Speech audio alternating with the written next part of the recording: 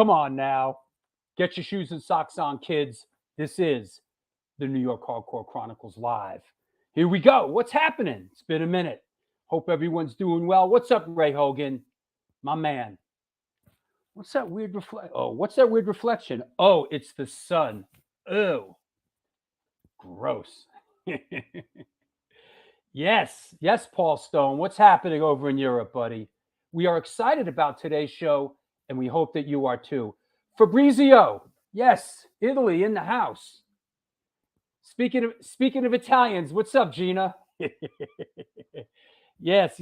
Come gather round, because we're going to do what we do on the show, which is community and culture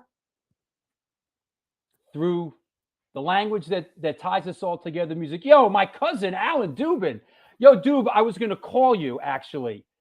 Dub, we got to catch up, man. We got to catch up, Dub. You know, I know my guitar's alive.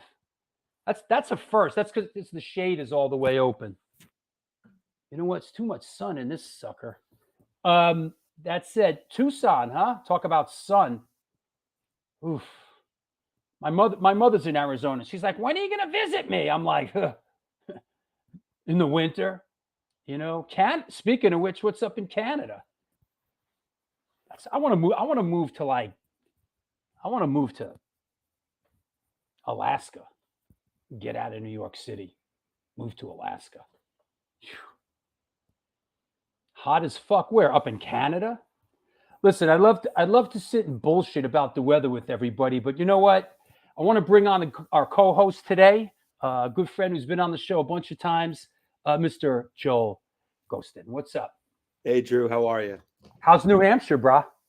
A little active today. There was some arrest action outside my window a few minutes ago. I don't know. What would warrant such activity in such a remote part of New Hampshire? It appeared to be some kind of a domestic violence situation. So right. Thankfully, the perpetrator was, removed from the premises. But I don't know, man. It's turning into the Lower East Side out here. Crazy morning. Yeah. Don't you know what they say? Never get involved in domestic disputes. That's like the when cops fear the most is domestic disputes. Yeah, they there were a bunch. They circled the perimeter of the apartment building with guns drawn, the whole thing. It was wild. In my 14 years being stuck up here, I've never seen anything like that. So I don't know. It's the sun. It's got to be the sun. It's getting everybody crazy. Come to New York. You want to see crazy, bro? Come ride the subway in New York, bro. Fuck. I was on there the other day. I'm like a fucking magnet for shit on the subway, man. Mm. Sucks, man. Well, I thought they cleaned everything up down there. No, not really.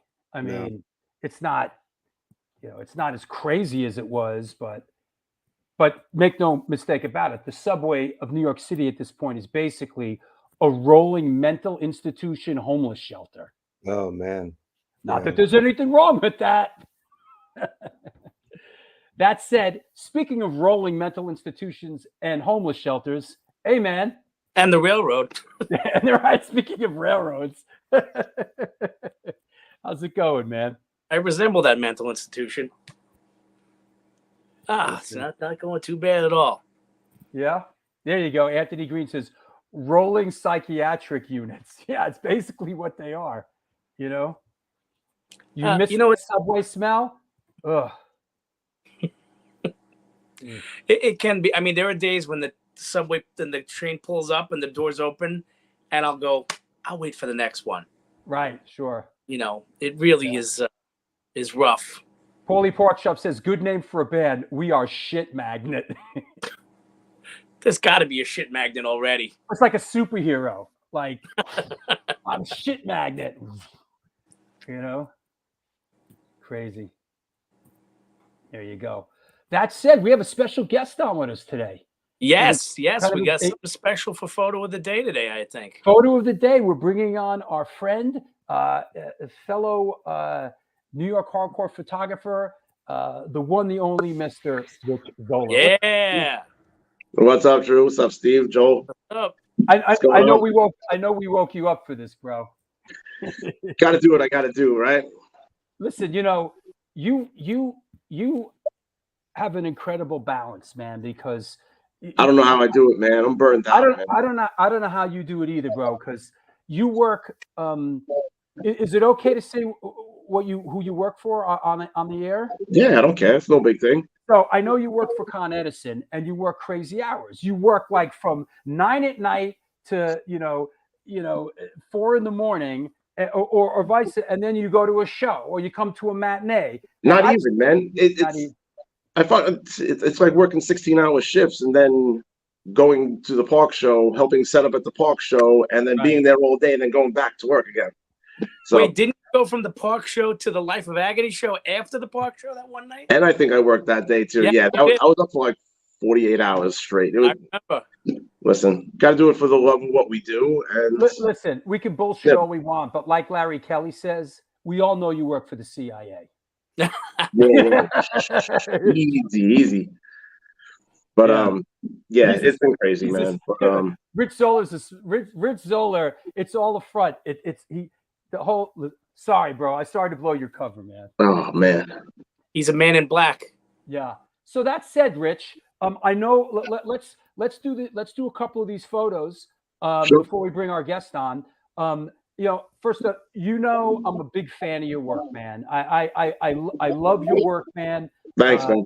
You just really not only capture the moment, but just your compositions come alive. And here's the first one. This is from the other night, and this was an interesting show. It was out of control, to be honest with you. One of the best shows I've been to in quite some time, honestly. Yeah. This is Regulate. Played for the it was the Flat Spot record release. Flat Spot Records showcase show at the Brooklyn Monarch last Saturday. This is Regulate. They tore the roof off as always. Yeah, it was killer. Now regulates a great band, and like I kind of put them up in the. Let me get another photo. Wow, these photos are great, man. I mean, Regulate to me is in the same camp as Turnstile and Hangman, and like they're a new band. Not even a new band. Fucking Regulate's been around for a while now. They have quite a few years actually. Yeah. So here's another shot. Hold on, the internet's acting weird. There you go. Here's another one from that night, and I think this is during. Now, who was the headliner here? Speed. This is the front man for Speed. Oh, this is the front man from. And where's Speed from? They're from Australia. This was their first U.S. tour ever, first U.S. show ever. And let me tell you, man, they set it off, man. Did they? It was absolutely crazy. The crowd was out of control. Talk about crowd kill, like beat down music, man. This was it. And this is a lot. This is a young crowd too, right? It was packed. There had to be 1,300 people there. And I know Outburst played. Outburst did play. Mikey Deshawn and JoJo. They played both nights. And Scowl, right? And Scowl, yeah, awesome band, really good. I really don't even know how to describe them. It's kind of like a hardcore version of maybe like No Doubt, I guess, something like that. Right? That's an interesting sort of analogy. I mean, they literally just dropped their new album, Psychic Dance Routine, dropped the day before this, and yeah, they're killer, man. They're really good. You know, I got to get out more, man. I'm just so I'm just so sort of in this cycle of what I do that it's hard for me to be like, hey, let's go to a show tonight and stand around, into the wee hours. It's hard for me to do that nowadays, Yeah. Here's another one. Okay, so this is Speed. Now, excuse my ignorance, but I thought Speed was from the Philippines. No, they're from Australia. Okay, got it. Yeah. Right. Yeah, that's the full band shot. I'm pretty happy I got that. And looks like a lot of people on stage, man. Yeah, it was crazy, man. Like I said, it was probably one of the most intense shows I've been to in a very long time. Nonstop. I gotta get out more, man. Here's another one that says Speed. And the venue was the Brooklyn Monarch, right? Correct. Okay. Holy shit. Yeah, this guy was all over the place, man. Stepping on heads, man. Literally. Wow. You know what's interesting? There's like 4 hardcore scenes in New York City these days. There's like 4 separate, segregated hardcore scenes in New York. There's like what we do down at the Bowery Electric, which is sort of the, bit older bands. There's this scene, which is a lot of these young kids that don't come to those shows. There's sort of a black and blue thing. There's like 4 different separate scenes in New York City, Yeah, the energy at this show, Drew, was absolutely nuts. I mean, you could just tell. You could only imagine what it was like actually being there. It was pretty insane. That's cool, man. What's up next on the agenda for you? I don't know. I'm pretty much working the next 10 days straight, 12 hours a day. So, probably the Park show will probably be my next show. Okay. And speaking of the Park show, it's a free show in the Park. It is a black and blue show once again. I think this is the sixth black and blue Park show. And that is Saturday, April 29th. It's free with the Capturers, Vulture Raid, Crown of Thorns. I know this flyer is missing somebody. Murphy's Law and Madball. So is that right, Larry the Hunter? Are you playing with Murphy's Law that day? So there you go. That said, let me get rid of that. All right, Rich. Well, anybody you want to shout out? Anybody you want to thank? No, I just want to say what's up to the whole crew. Gina, Lori, Women of the Pit, everybody. Keep doing your thing. Cool. We'll see you soon, buddy. Thank you and love your work. Later, man. Take care. There's a whole nother world going on here, boys. Oh, yeah. Tell you, there's some great bands coming out of Australia lately. Listen, you know what, bro? I don't leave my apartment. How the fuck would I know? You know, since we're talking about great live shows, can I just say how amazing Life of Agony was on this most recent run they did? Yeah, great. Yeah. You know what? I did. I went up to Albany. I went to Saraville, and I went to Pennsylvania for 3 of them. Amazing. Nuts. Yeah, they're definitely. I don't want to say they're having a moment, but they're definitely they're on top of their game, man. Their live shows are great, you know. And 30 years into it, 30 plus years into it. Yeah. This is 30 years for the first album. Right. They're clicking. You know who their secret weapon is Veronica, the drummer. Oh yeah. Yeah. Oh yeah. Yeah. I don't even want to say like she's the best girl drummer I've ever seen. Like that's bullshit. She's one of the best drummers I've ever seen. Oh yeah. You know? She's awesome. That said, you know what? Before I forget, I just want to, speaking of Life of Agony, and because they've been on that tour with Sick of It All, is very, very, I got to thank Pete, and I want to say thank you to the Punk Rock Museum in Las Vegas. One of the shots I took of Pete up in Albany is now hanging in the Punk Rock Museum over Pete's white guitar. That's in the jam room now. Nice. So I thought that was pretty awesome, and definitely wanted to say a thank you to those guys. Cool. Right on. Right on. All right, we'll see you in a bit, Steve. You got it. It's you and me now, buddy. Let's get down to brass tacks. Let me quickly do a little sponsored thing. This is the New York Hardcore Chronicles Live, and we are sponsored by New York Hardcore Comics, The Organic Grill, the Texas Silver Rush, DTFM Vinyl Distro, Generation Records, Upstate Records, and the one, the only 126 Hardcore Clothing. They're a streetwear brand for restless individuals who don't compromise. They're about being positive, spontaneous, and true to yourself. For years, they experimented with several printing methods and materials and collaborated with a large number of designers and illustrators, always giving room for fresh perspectives while retaining the hardcore attitude. Get in touch with them. Ramp up your game at www.126hardcoreclothing.com. Come on now, DTFM Vinyl Distro. Looking for extreme music? DTFM Vinyl has got you.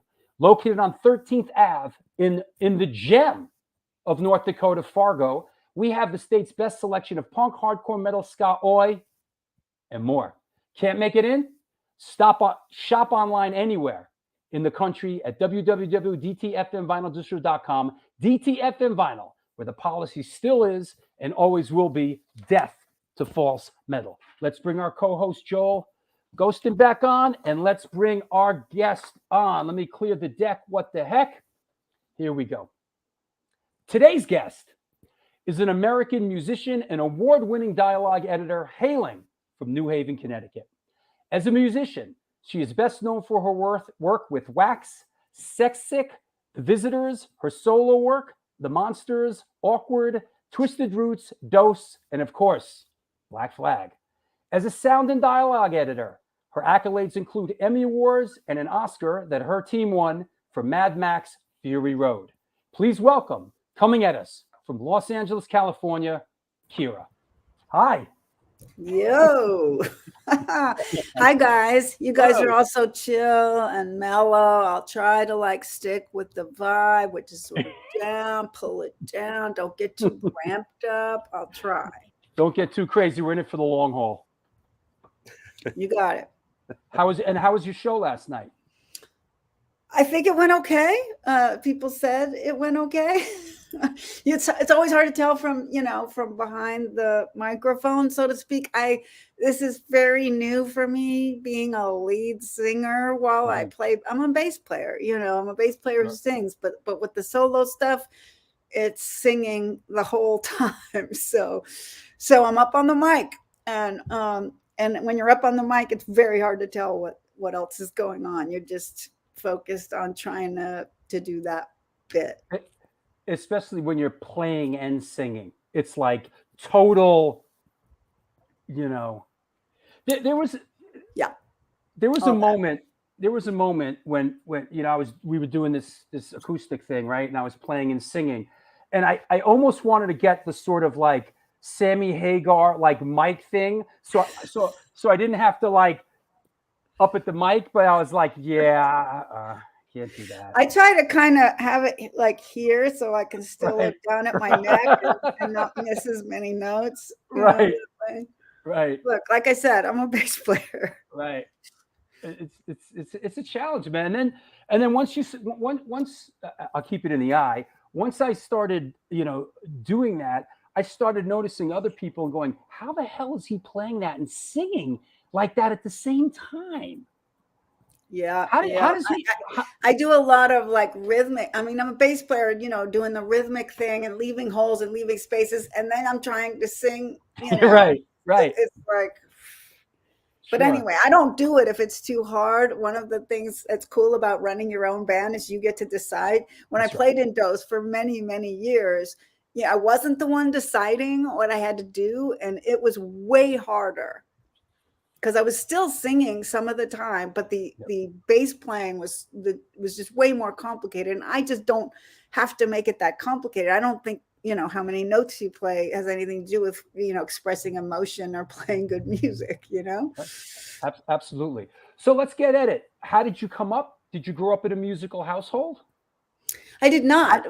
Neither of my parents play music, but quite early, and this is the way I remember it. I think I was 6 when I said I wanted a piano and I wanted to try to play piano. And we started, my brother and I, who's 3 years older than me, Paul, we both started doing classical piano at that age. And we, you know, I had to practice half an hour a day. My mom was like, well, I'm not going to pay for lessons unless you really commit. And so from when I was 6 till 11, I was doing classical, you know, lessons. I was practicing every day.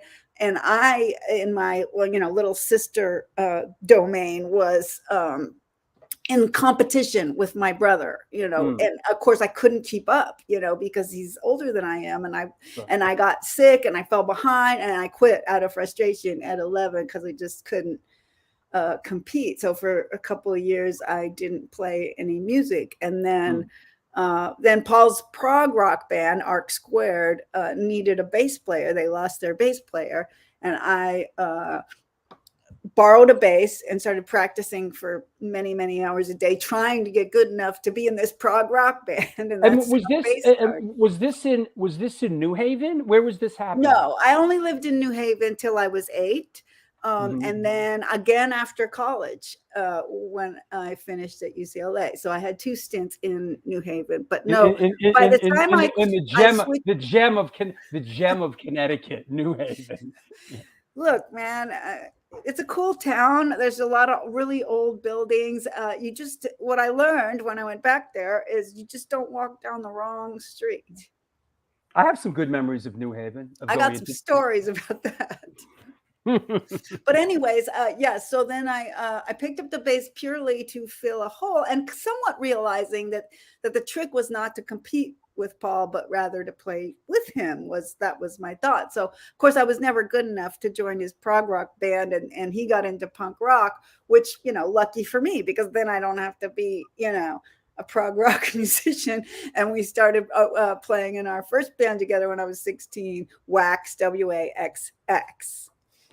And that was, by this time you moved to. We were in LA. I picked up the bass in LA. We moved to LA when I was 13. After we lived in the Caribbean from when I was 8 till I was 11 in Curacao. And then we lived outside of San Francisco for a couple of years. And then my parents divorced and my mom, my brother, and I moved to LA. And that's when I picked the bass back up. I quit in Curacao when I was 11 and I picked it back up when I was in LA. I think I would be amiss to not mention that your dad is world renowned underwater photographer Carl Rossler. Yes, Rossler, he yeah. is. And But I have to ask you, New Haven underwater photography. I'm kind of confused.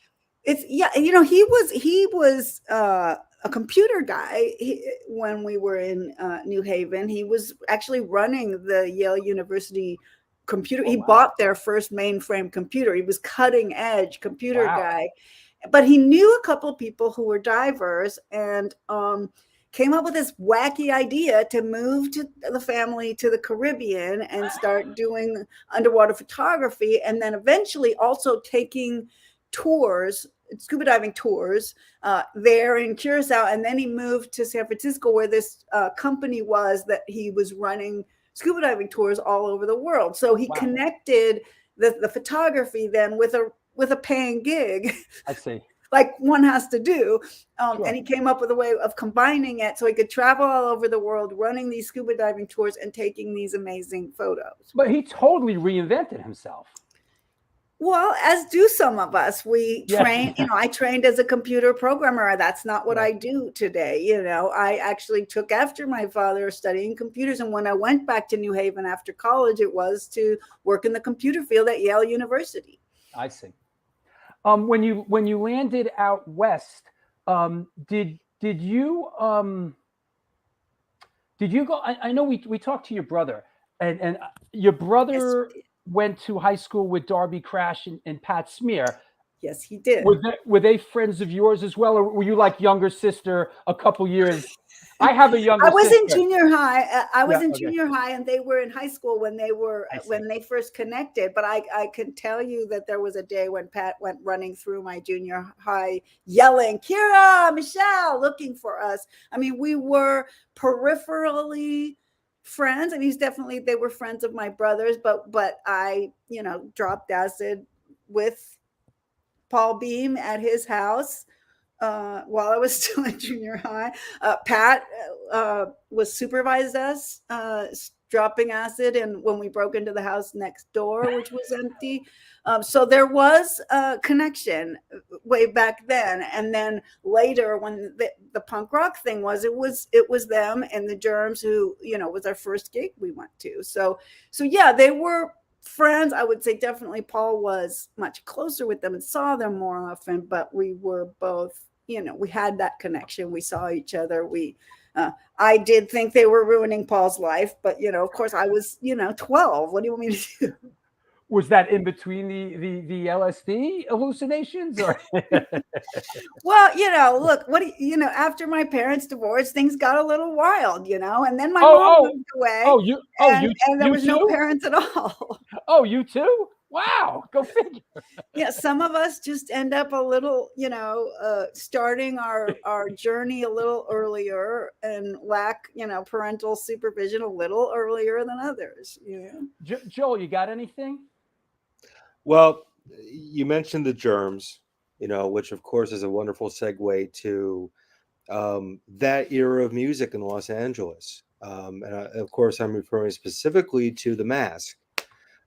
Which, for those of us on the East Coast, we read about the Masque, and there are certainly some viewers of the show who may not necessarily know what the Masque represented in LA, but to give kind of a brief synopsis, and I'll ask you to expand on it.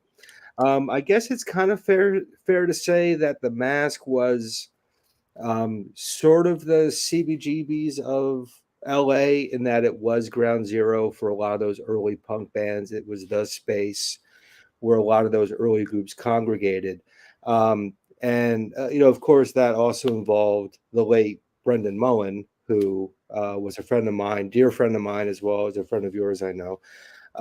There he is right there, Brendan Mullen.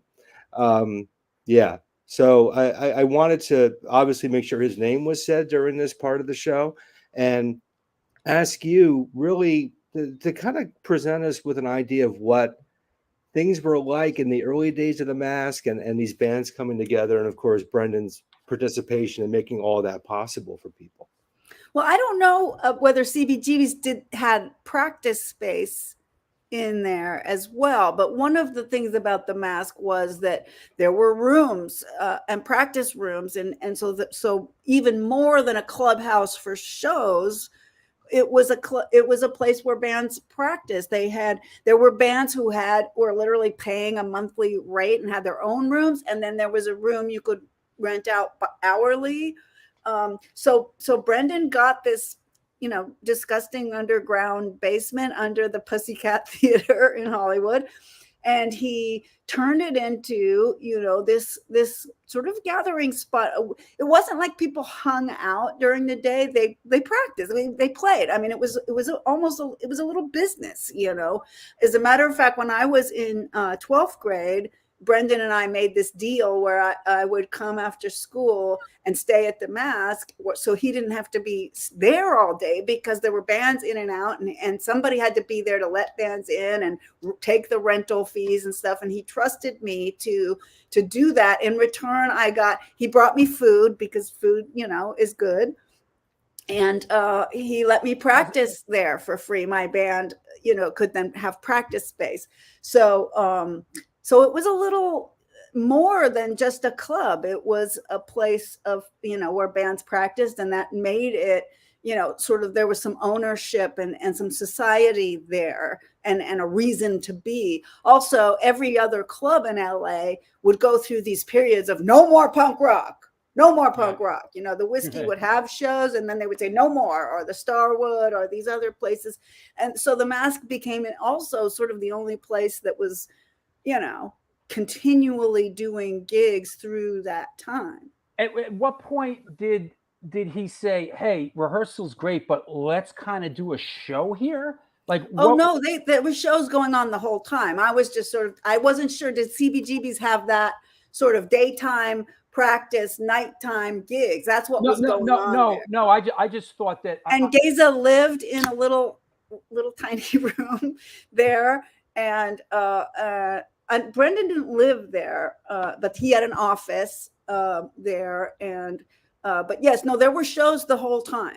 Okay, because and I'm coming into this sort of, I didn't know such thing existed, to be honest with you. Being sort of a regional New York guy, I did not know of the Masque and its history until I did my homework here, and then I was like kind of blown away by its rich history. And coming across all these great flyers of all these great shows, Flesh Eaters, Screamers, but my impression, I thought maybe it was a rehearsal space first that sort of started doing gigs after. No, it had a big main room, which was always sort of the gig room, and there were all these little side cubbyhole rooms that would be sort of padlock closed at night when the shows were happening, which were people's, practice spaces. So it was big enough that it had sort of both things. The main room, which, early in the morning, sometimes there would be literally clearing out, from the show while other bands were coming in to practice. But yes, all of the bands, including bands from out of town, Avengers and Dills, and, not so much New York bands, but I know for a fact, I have a very clear memory of our beautiful friend from the Dead Boys, planting me one at the Masque one day, Mr. Steve Baders. Wow. I mean, look at I this. Knew him, I knew him a little bit, but anyways, I know they were there. I don't know that they played there or if they were just in town and came by there and knew that it was a place. But so out of town bands would come. There were always shows. There was Brendan was very connected, obviously, because people would call him to book. I contacted him very early to try to get Wax to get to play there, and then later other bands. The Visitors were practicing there. I see right here's a Friday and Saturday, the Germs. There you go. Wow. I mean, you have to remember that this is, at this time, everything's super tiny. Yeah. Tiny little scene, right? So, of course. So that show, even though nowadays, a lot of people might have heard of these bands, back then it was like, 50 or 100 people was a big gig. This is a interesting shot that I found, which I believe is a real cross section of what we're talking about here. And I mean, some of the people I'm recognizing in this photo, it's like, wow, I see Belinda Carlisle, Alice Bagg, and so on and so forth. Is this a I have valid a flower in my hair. Yeah, right. Look at that smile, lighten up the room with that smile, I'm like 16, Wow. I'm Wow. 16 in this picture, no doubt, because that haircut. Darby Crash in the back. Yeah, Right? he's there, and Lorna. Yeah, look, these guys were probably all kind of hanging around and practicing, and I was often around. Gaza lived there, like I said. So yes, it is representative of just kind of the melange of people you would find at the Masque at any given time. Is it the Go-Go's were in the mix? That was always something. They had a room. They had a monthly room. Is that right? Yeah. That's always something like on the East Coast, because by the time first thing we ever heard the Go-Go's was like, selling 1 million records or whatever. And people say, oh, okay, the Go-Go's. There's another part of this story. Someone just wrote, and they're absolutely right. The key point to remember is that across the street, practically, there was a place called the Canterbury, the apartment building where many punk rockers had apartments. Right. So a lot of these same people in this photo could have come from across the street for the photo, but they were just coming from their house. So there was this community, and a lot of them lived right there. I see. And it wasn't right on Hollywood Boulevard, was it? Yes, the Pussycat Theater is on Hollywood Boulevard. The Masque is underneath. And then at a cross street called Cherokee. Now, Canterbury is just slightly north of Hollywood Boulevard on Cherokee. Could you give us some perspective on this photo here, which I see Senor Crash, and you're playing bass with Senor Crash? Yes. Well, this is the new Masque after the Masque got closed down. So it's a little later. This is Nicky Beat and his heavy friends. Nicky Beat playing drums originally from the Weirdos. At this time, by the way, my brother is on stage just behind me here. It is a member of the Screamers, a member of the Dickies, Stan Lee on guitar, a member of the Weirdos on drums, a member of the Germs on vocals, and me. And the reason I'm there, because I haven't done anything, is because Nicky and I are in a band together at this time, the Monsters. So he's left the Weirdos, and he and I are playing together. So he put this together, and I became part of this super group for no reason other than that I was the bass player in his band. Great. It's great. It's a great shot. That's awesome. That's great. Joel, you got anything?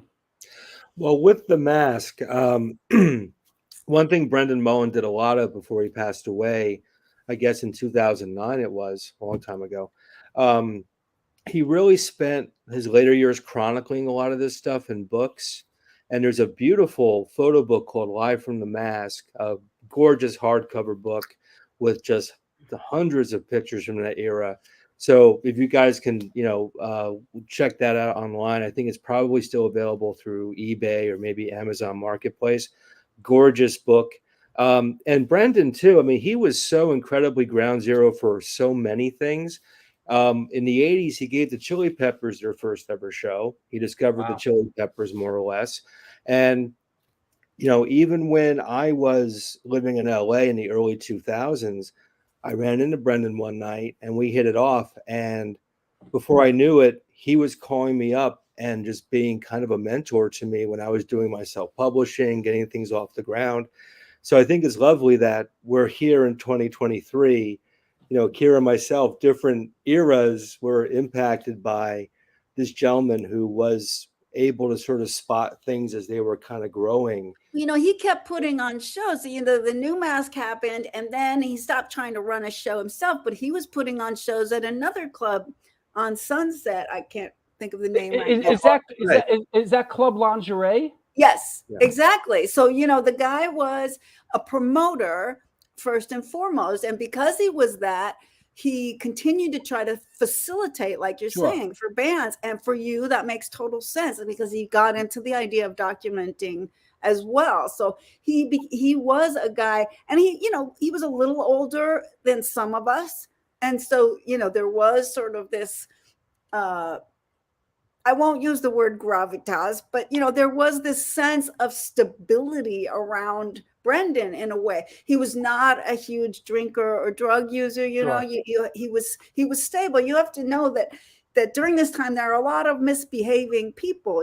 So the people you could trust, you could probably count on one hand. And Brendan was one of those guys. He was rock solid. He knew I was, so he let me cover the Masque. There were very few people he would have given the keys to the kingdom to, but he knew that I was that way, that serious, taking it as a business, and that it was something to take care of. And he was just that kind of thinker. He was definitely that guy too, who was like, "Oh, Kira, you need to know Joel," or "Pete, you need to know John," or like he would know in his head like who should be connected with whom. Yeah. And it always worked out beautifully when he did that. It makes sense now that these pieces fall together, because I saw the Red Hot Chili Peppers at Club Lingerie very early on.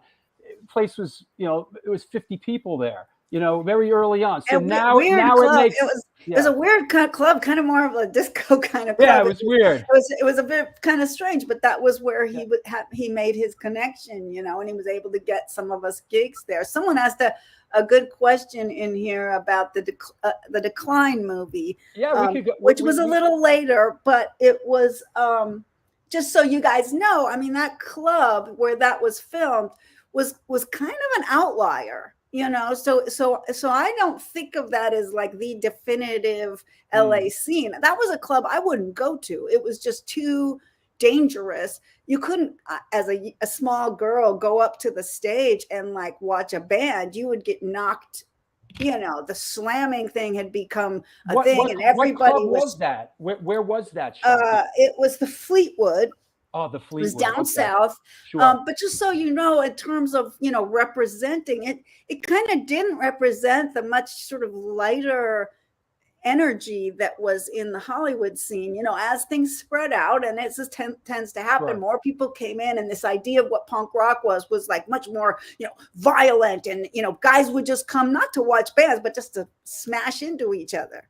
Orange County. Right. Well, it was like the game of telephone, right? It's like, what's punk rock? Oh, you ought to see it, man. We can get all sweaty and jam and blam into each other. Well, I was there to see bands, so if I went to the Fleetwood, I'd have had to be plastered against the wall somewhere, So just, to put that in perspective, for me, it doesn't represent a day going to a gig in LA at all. So I'm assuming that around this time there was a noticeable sort of change in the clientele at shows, and things sort of ramped up a little bit with testosterone out in LA, because we sort of got the reverberations from all that on the East Coast. Like, wow, look what's going on out there, and it looked violent. Well, it's getting bigger, which is cool, but it's also sort of changing tone.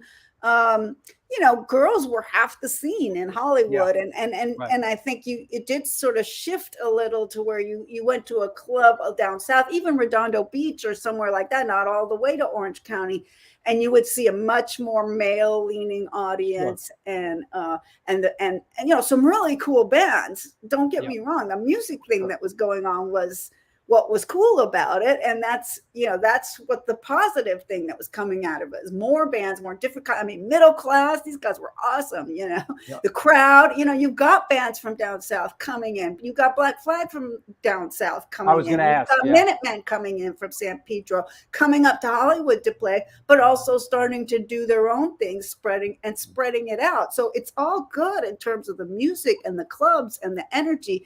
It's just that you've got these people who really kind of aren't there about the music. They want to just come and, drink and get their, testosterone going, which is fine. It just isn't really part of what the big picture is going on, really. I have to ask, did you see, and we're sort of foreshadowing here, did you see Black Flag early on in the game?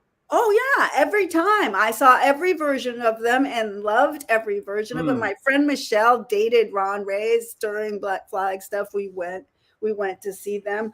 They were, them and the Minutemen and the crowd. These bands played at the Masque. They played at clubs and Sure. I played with them at clubs.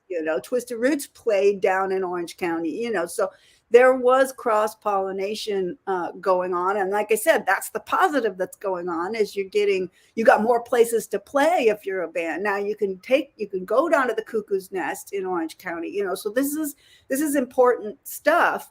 It's just that the Fleetwood in particular, oh yeah, there's Twisted Roots. We're getting there. We're getting there. Woohoo!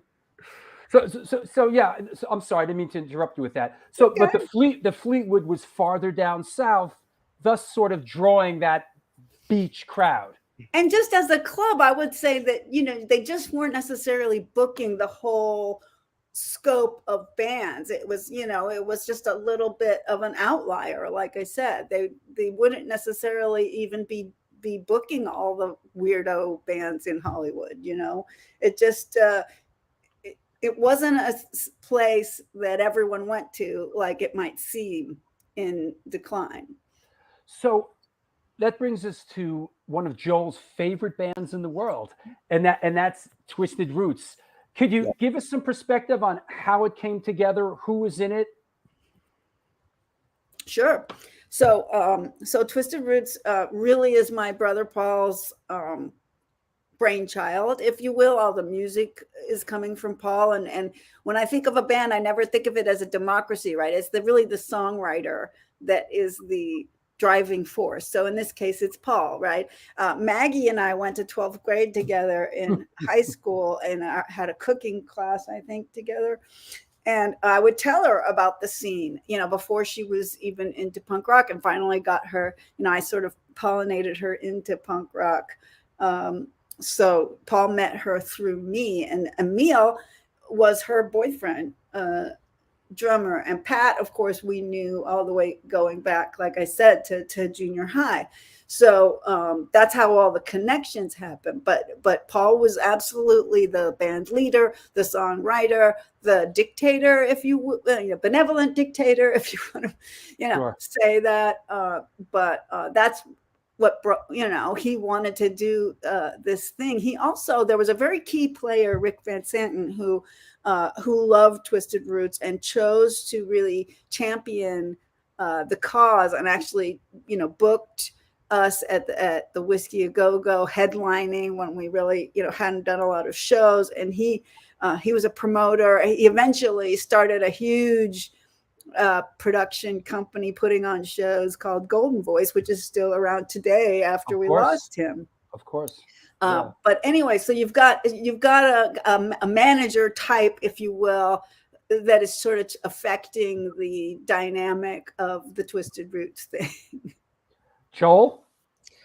Well, I don't want to turn this into a 3-hour show just on Twisted Roots, so I'll behave. But obviously, Carrie, we've talked about Twisted Roots before, and I've talked to Paul over the years about things, and they kind of set the stage for those who may not know about this point in history. Darby Crash took his own life in 1980, and from what Paul especially told me, Twisted Roots was kind of a way for all of you to do something together as a way to sort of deal with that loss. And everybody was still very young at that point in time. And I can only imagine what it was like to be in your early 20s, 17, 18. 17, yeah, wow. Right. I think Darby was 22 when he passed, something like that. Right. So remember, Darby's Paul's age, and I'm 3 years younger than he is, and Maggie is as well. Emil was very young as well. But yes, you're right. There was, I think that was certainly the impetus for Pat joining. I'm not sure that it wouldn't have happened anyway, in terms of Paul's, because Paul was a songwriter and would have put this together either way. But the Pat effect was certainly related to the fact that he was no longer playing in the Germs, and Paul was a close friend of his and wanted to keep him playing. And and we were all grieving him and still are. And I know, and it's important too to mention, we talk about the 70s punk rockers in LA, and they're iconic in some ways, but you were all kids in a lot of it. You're kids doing this. And we look back now, you're icons, but you were kids back then. So otherwise we'd be dead already, all of us. That's right. That's right. It was that long ago. You mentioned obviously, Twisted Roots is Paul's vision, let's say. And he and I have talked privately about it, and he refers to the original lineup as his favorite composition. All of you guys together. And there were other Twisted Roots records in the 80s with different lineups. And I love those too. So I'm not saying anything negative about that work. There were several incarnations. They were all good. Yes. But there's something about the five of you and that early sound that just could not have existed with any other group of people but the five of you. So, well, I mean, come on. Emil was a kid, but he was an incredible drummer. Just really had crazy energy, and Maggie, partially because she was not necessarily a extremely great, melodic singer.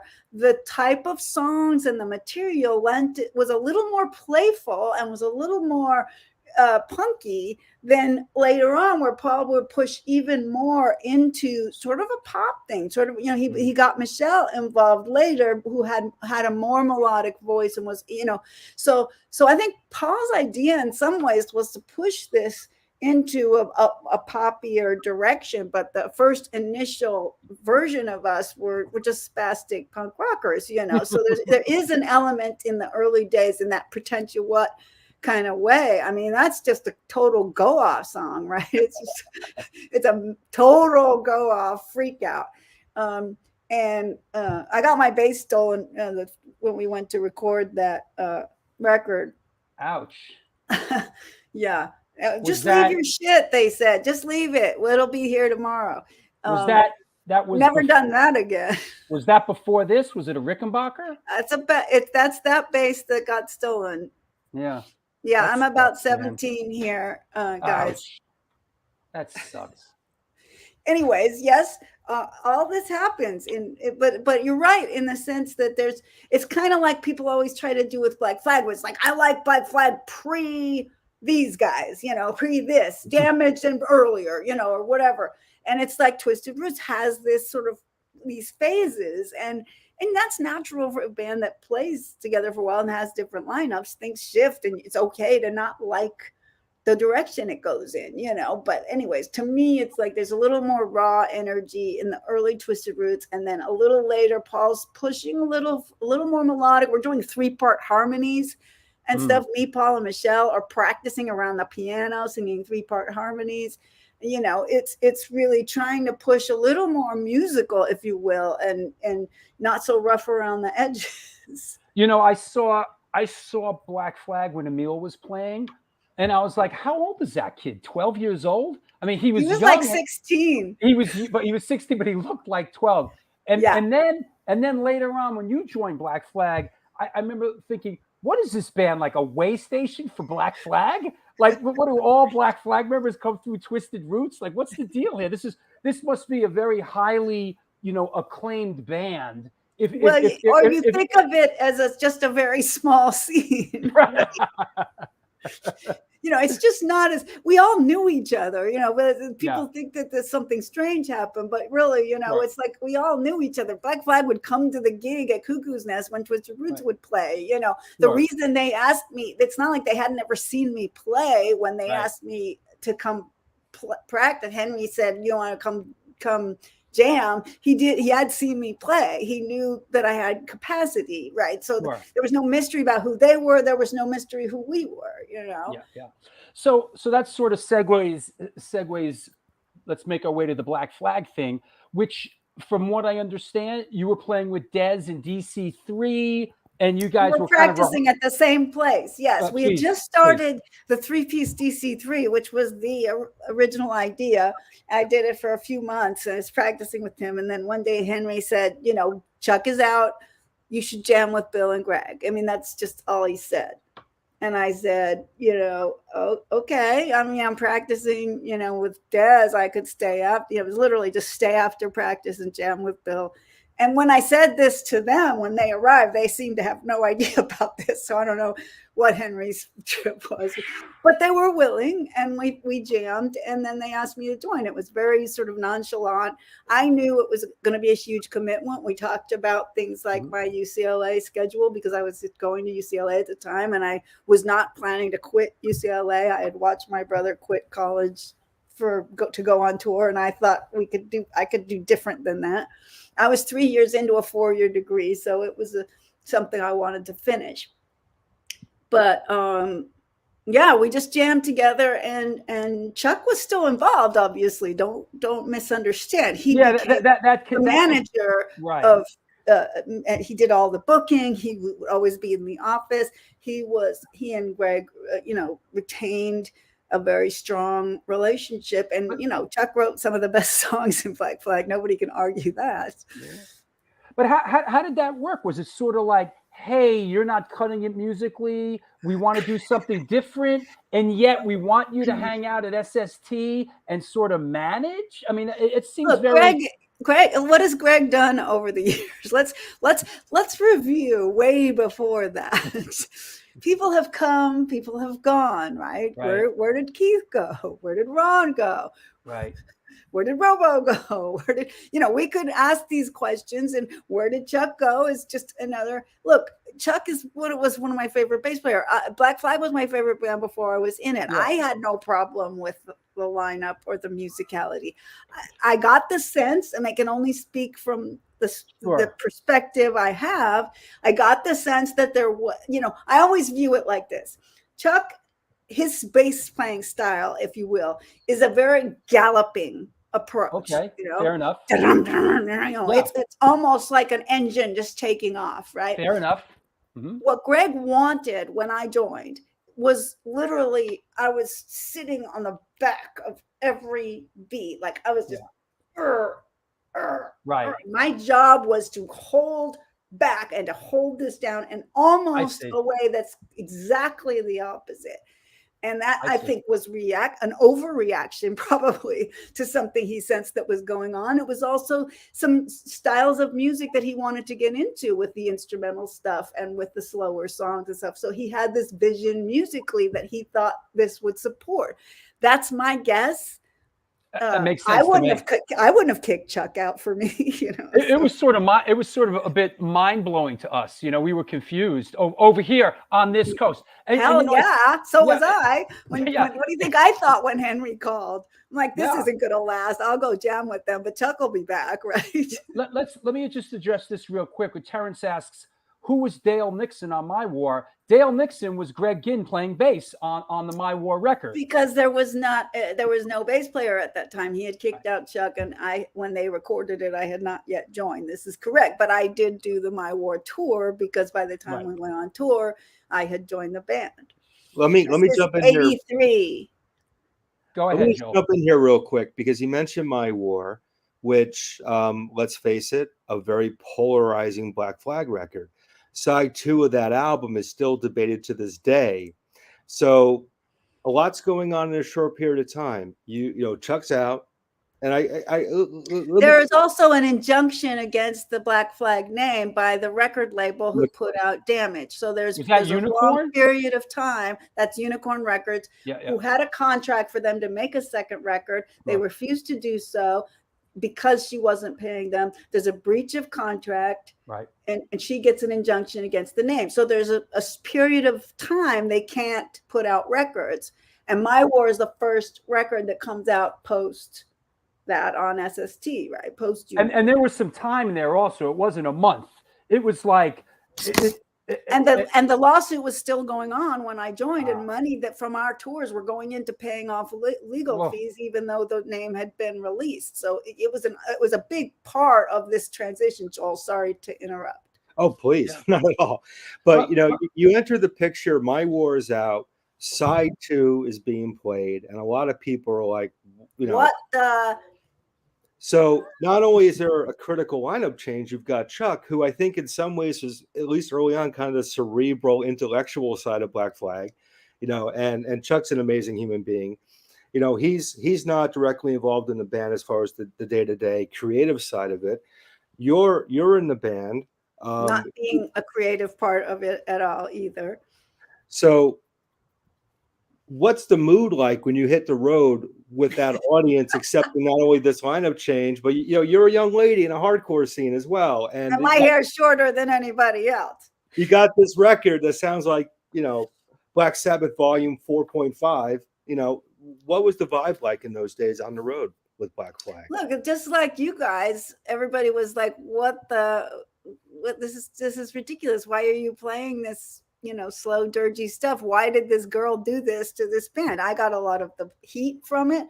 Luckily, I did have the shortest hair, so they could bitch at them for the length of their hair. But there was a lot of assumption that I had something to do with the direction of the band, which again, songwriter, dictator. There is a politic in a band. It is very rarely a democracy. So that's not what's going on. I have absolutely no say. I am there to be a team player and to do whatever they say, and just trying to survive a very physical exercise of practicing for 5 hours a day and playing 2-hour shows. That was my challenge, is just to get through. I have to ask, I saw you guys play around that time, and I guess what I'm getting to is sort of like the Black Flag work ethic. And one thing I do remember is seeing kind of you guys pull up and load in this PA, and I'm like, are they fucking touring with a PA like that? Are they carrying that around everywhere? Like, who the fuck does that? Well, I'll tell you what happened. The first tour we went out, the My War tour, we went out in 1984, sort of spring summer tour, and we played some shows. Look, this is what happens. You pull into some town, they've rented a hall. You get there, you've got this pretty, big room, and there's a PA like, 2 speakers like this. Yeah. Now our amps and the drums are just going to blast Henry out of this. And Henry's going to be non-existent. And you're going to if you sit at the back of that stage, it's going to sound like, right? That's the gig. So you don't want, our disappointment in shows like that, where we knew that our whole goal of taking the music and slamming people up against the back wall wasn't happening because of the PA system. Sure. You too many shows where you're just like, this show didn't sound right. It didn't sound like us. We didn't get to do what we were trying to do. We failed, And then we made a connection with Rat Sound, and Rat Sound in our next tour, which was also 84, we toured a lot that year. Fall of 84, we went out with a PA system, which, by the way, means $600 a day, basically expenses, plus the legal bills are now our expenses. And we're, starving and trying to pay for all of it. But every bloody show, we're going to pound you up against the back of the wall. And if the club doesn't have a good PA system, it's sorry, we're setting up our own. That's awesome. Yeah. The punk, Ray Hogan calls it the punk wall of sound. Yeah. I mean, come on. It's so frustrating to show up somewhere and then feel like you didn't get to have the impact, and that was just it was a big price to pay. Look, moving that system in, we had to get there 2 hours earlier to set up. We were there 2 hours later, and we still had a gig the next day usually. I mean, the PA system was a huge endeavor, but we never had to fucking face that problem of, sucking because we were tiny ever again. And of course, we're talking in that era, 9 out of 10 places you would play were just inept. The sound systems, and not through no fault of their own. You're going to go to Omaha, Nebraska. What are you going to expect? It's a college town. The kids want to go and have fun, but there isn't, enough of a scene to support some rockin' PA at a big nice club. That's just not going to happen. So we had a lot of times it was some hall, right? Because then you could get a few hundred kids in, and you could, plaster them all against the back wall. A VFW hall. Is it safe to say that in a lot of ways, this record was sort of like your coming into your own, like your stamp, first record that you feel like this is your stamp was on this? Well, this is my first record, right? We recorded this before we went out on my first tour. So this is 80. This is the end of 83. We recorded this 48-hour lockout. My hand is barely working. My right hand is failing me miserably. But this is my first record. This was done even before I had toured, so I hadn't even really developed physically as much as I did eventually. So, but yeah, I mean, it was the moment where, my era, if you will, in terms of my effect on the rhythm section. I think I had a little effect on the rhythm section of this record. I think you can distinguish it from My War in a lot of ways. Me and Dale don't have a lot in common. Yeah. What did I want to ask about that? The concept of the 48-hour lockout. Like my sort of idea, the way I saw kind of this stuff and the way it came out was, what do they do? Are they living in a recording studio? It seemed like there was such a proficient, there was so much material. Like there was the instrumental, and it was like, we're talking about pure financial decision. 48-hour lockout is the only way you can afford. You can get 2 records recorded, at least basic tracks, kill yourself physically, but money-wise, you can pay a studio by the hour, or you can get a lockout, and that's, in a sense, you're just buying bulk the hours in the studio. No, we're not living there. We're living there for a weekend and, killing ourselves. I probably have a midterm at UCLA, and I'm studying when we're resting. During this 48-hour, inevitably I have a midterm after this. Was Family Man, like when you say 48, was Family Man recorded at the same time as this? No, I think it was a Radio Tokyo session. No, no, this may have been a single record, but later on, like Minute Flag was done during a recording. We did In My Head and Loose Nut, I think. I mean, we didn't, if we put out a lot of records, we didn't spend a lot of time in the studio. So do the math. Right. I got it. Hey, is that Mugger behind you in this picture? Yeah, it is. Yeah, I remember him. That's 84. Yep. Nice space. Early 84. Do you still have the space? Yes, I do. Nice. I moved all the hardware onto Mike bought me another blue Rickenbacker, and I moved all the hardware onto that. This bass, what I love the most about it is my middle finger playing the E string. I dug a hole in the bass right there above the pick guard, just when I was playing the E string, just my middle finger. Wow. I always loved that. That's great. It's the little things. Yeah, sure. It is. So I have a fondness for that bass. It is here, but I only play my old lady basses these days. Okay. They are 3/4 scale. They are shorter. They are lighter. Gotcha. I love this shot. Yeah. Kira rarely wore heels. That was actually, though, that was very close to the session between 84 and 85, where Henry says to me one day, well, it'd be really cool if you got decked out, every day on tour. And I said, well, if I had a couple $100, and they gave me a couple $100, and I did the whole 85 tour dressed, totally different. We called it my bandana look. I dyed my hair purple. I wore heels. I did makeup. People were like, are you the same Kira? Just fucking with people, really. Could you give us any perspective on Bill Stevenson and the kind of, you worked with him for a long time. I mean, you did a lot of work with him. Any sort of insight into working with him or perspective?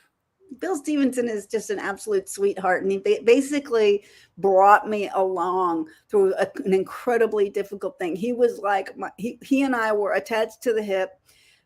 Because it was the only way. I mean, only we understood how much pain we went through trying to do these 5-hour practices. I mean, Greg would play another 5 hours after we would crawl away, like, okay, see you tomorrow, you know. And after these shows, I mean, Bill's right leg was twice as big as his left leg because of the kick drum. Wow. He had astigmatism in his eye from hitting the snare drum. The doctor asked if he had been around guns a lot, but it was from the snare drum. You know, he is just an absolute physical animal on the drums. And he helped me get from, you know, way too weak to do this to actually be able to do it. You know, he was the only reason I made it through and helped, you know. So we were very close because to do what we were doing, we kind of just had to, and so we turned. We complained to each other about the pain, you know. I mean, all of it. We were just very, very connected. And he's a very intellectual guy. He was very interested in the politics of the band, and we would sit and write letters back to fans. We'd deal with the mail, or, you know, all of it. He was very conscious of the sort of big picture and how to promote, how to be part of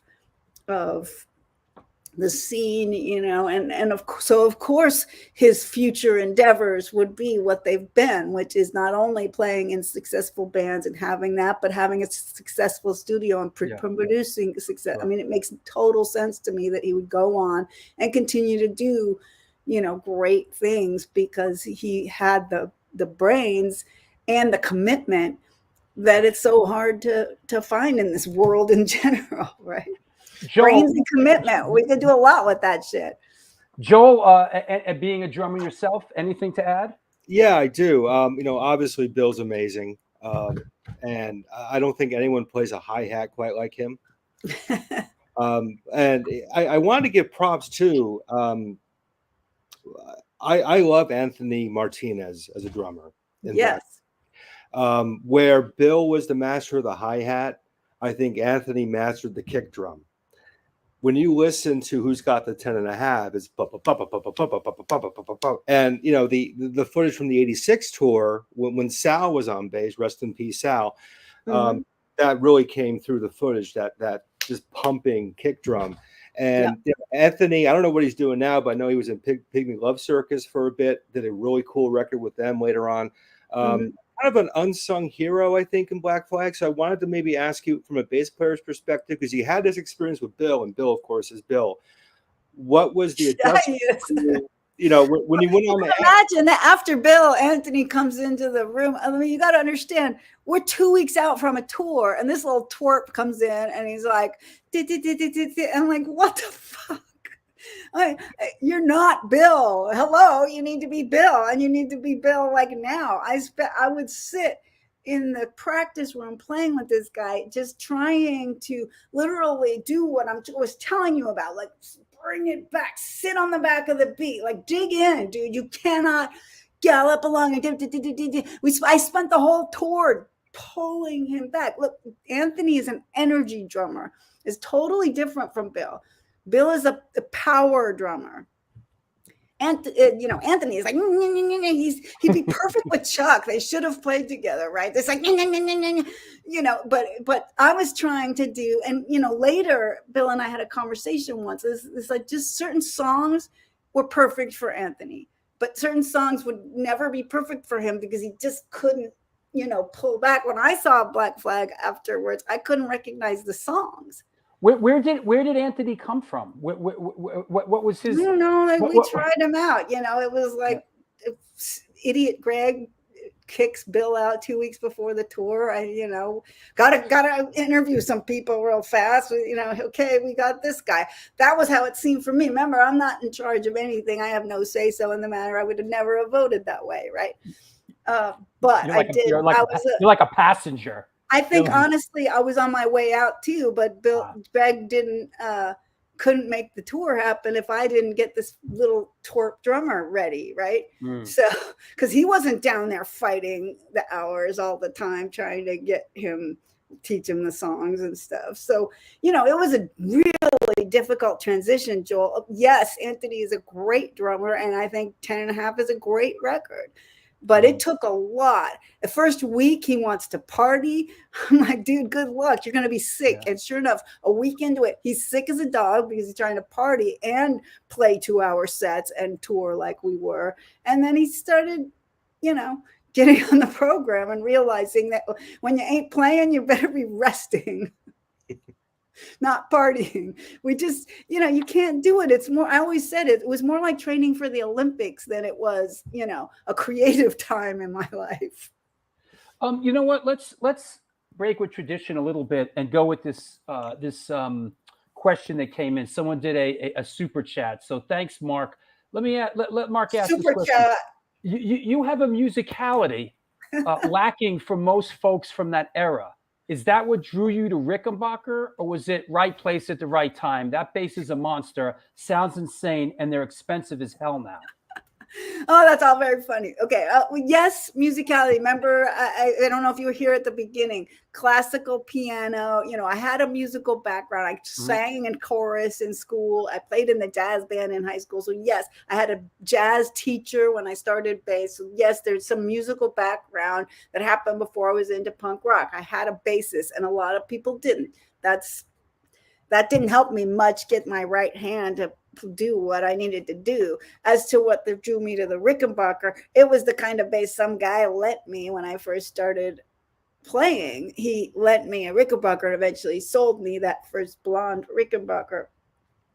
I actually struggle a lot with the sound of the Rickenbacker, and I didn't like the sound until I swapped out much of the gear on it. It has a really clacky sound that when you're playing is a problem to have too much clacking going on.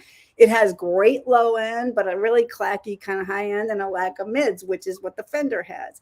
So what I did was actually try to Fenderize my Rickenbacker. I liked it because the neck is really thin and you got little hands. And so a little thinner neck helps. It's still full scale, but it had a thinner neck. At that time, full scale basses sounded much better than short scale basses. That stuff has changed. So it came on me totally by accident, but I did feel like when I picked up a Fender, it felt a little fat in the neck. So I stuck with it.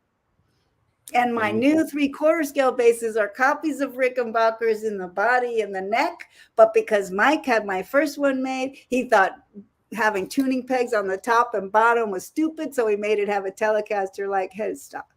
Is that this? That is the Gars bass, the blue bass. Yes, the one I played last night is that same one, all blue. And you see it as a Telecaster headstock, but other than that, it's a Rickenbacker copy at 3/4 scale. Ah, here's another shot. I was wondering about that. Yeah, this is the one we used for the flyer. Do you have, is there more than one of these?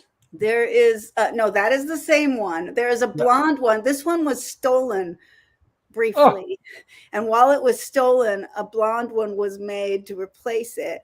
And then out of sheer, you can say, idiocy by the guy who stole it, plus some very kind people who cared enough to spread the word, I got the bass back.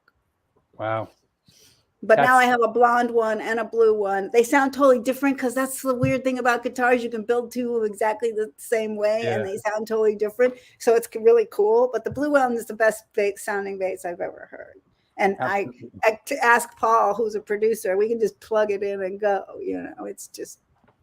It's kind of magical. It's my magical blue bass. And I did my fingernails for the gig last night to match it because I didn't do the blue hair. I went lavender, which now looks pink. I'm sorry about that.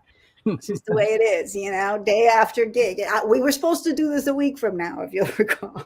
Hey, I like the way it turned out. Hey, let me take a sponsor break. Take a couple of minutes here, and we'll see you back in a couple of minutes, Kira. Yes, sir.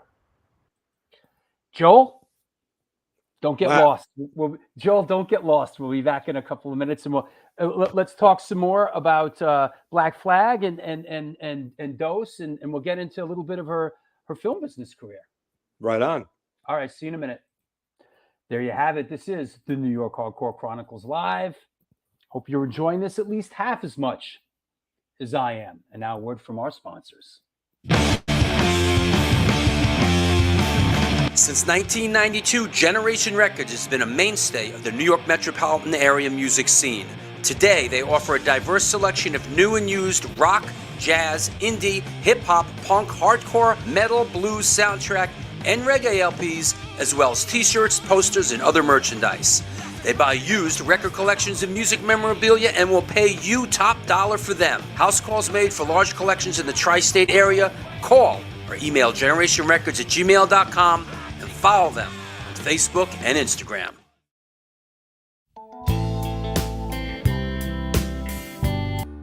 Hey guys, Vlad from Organic Grill. As you can see, we're in a new location on West 3rd Street, right by Blue Note and Comedy Central. The place is bigger, kitchen is bigger, we have more varieties, more food. We are looking forward to treat you guys with great dishes. All Hardcore Chronicles, welcome to Organic Grill. We are going to serve all the events as we usually do, and we are happy to see you guys.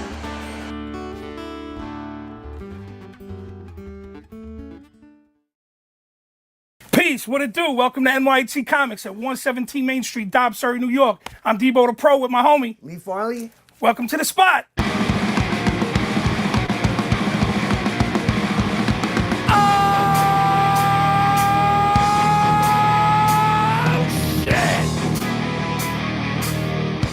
Specializing in yesterday's and today's comic books, rare CGCs, toys, collectibles. Got skateboards, old school tapes, Magic the Gathering, Warhammer. Video games, original art pieces by your favorite New York City and worldwide artists.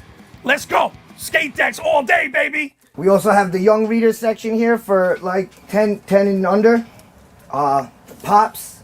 People love the Pops. Star Wars! We are New York Hardcore. We always rep the scene. Let's get it on.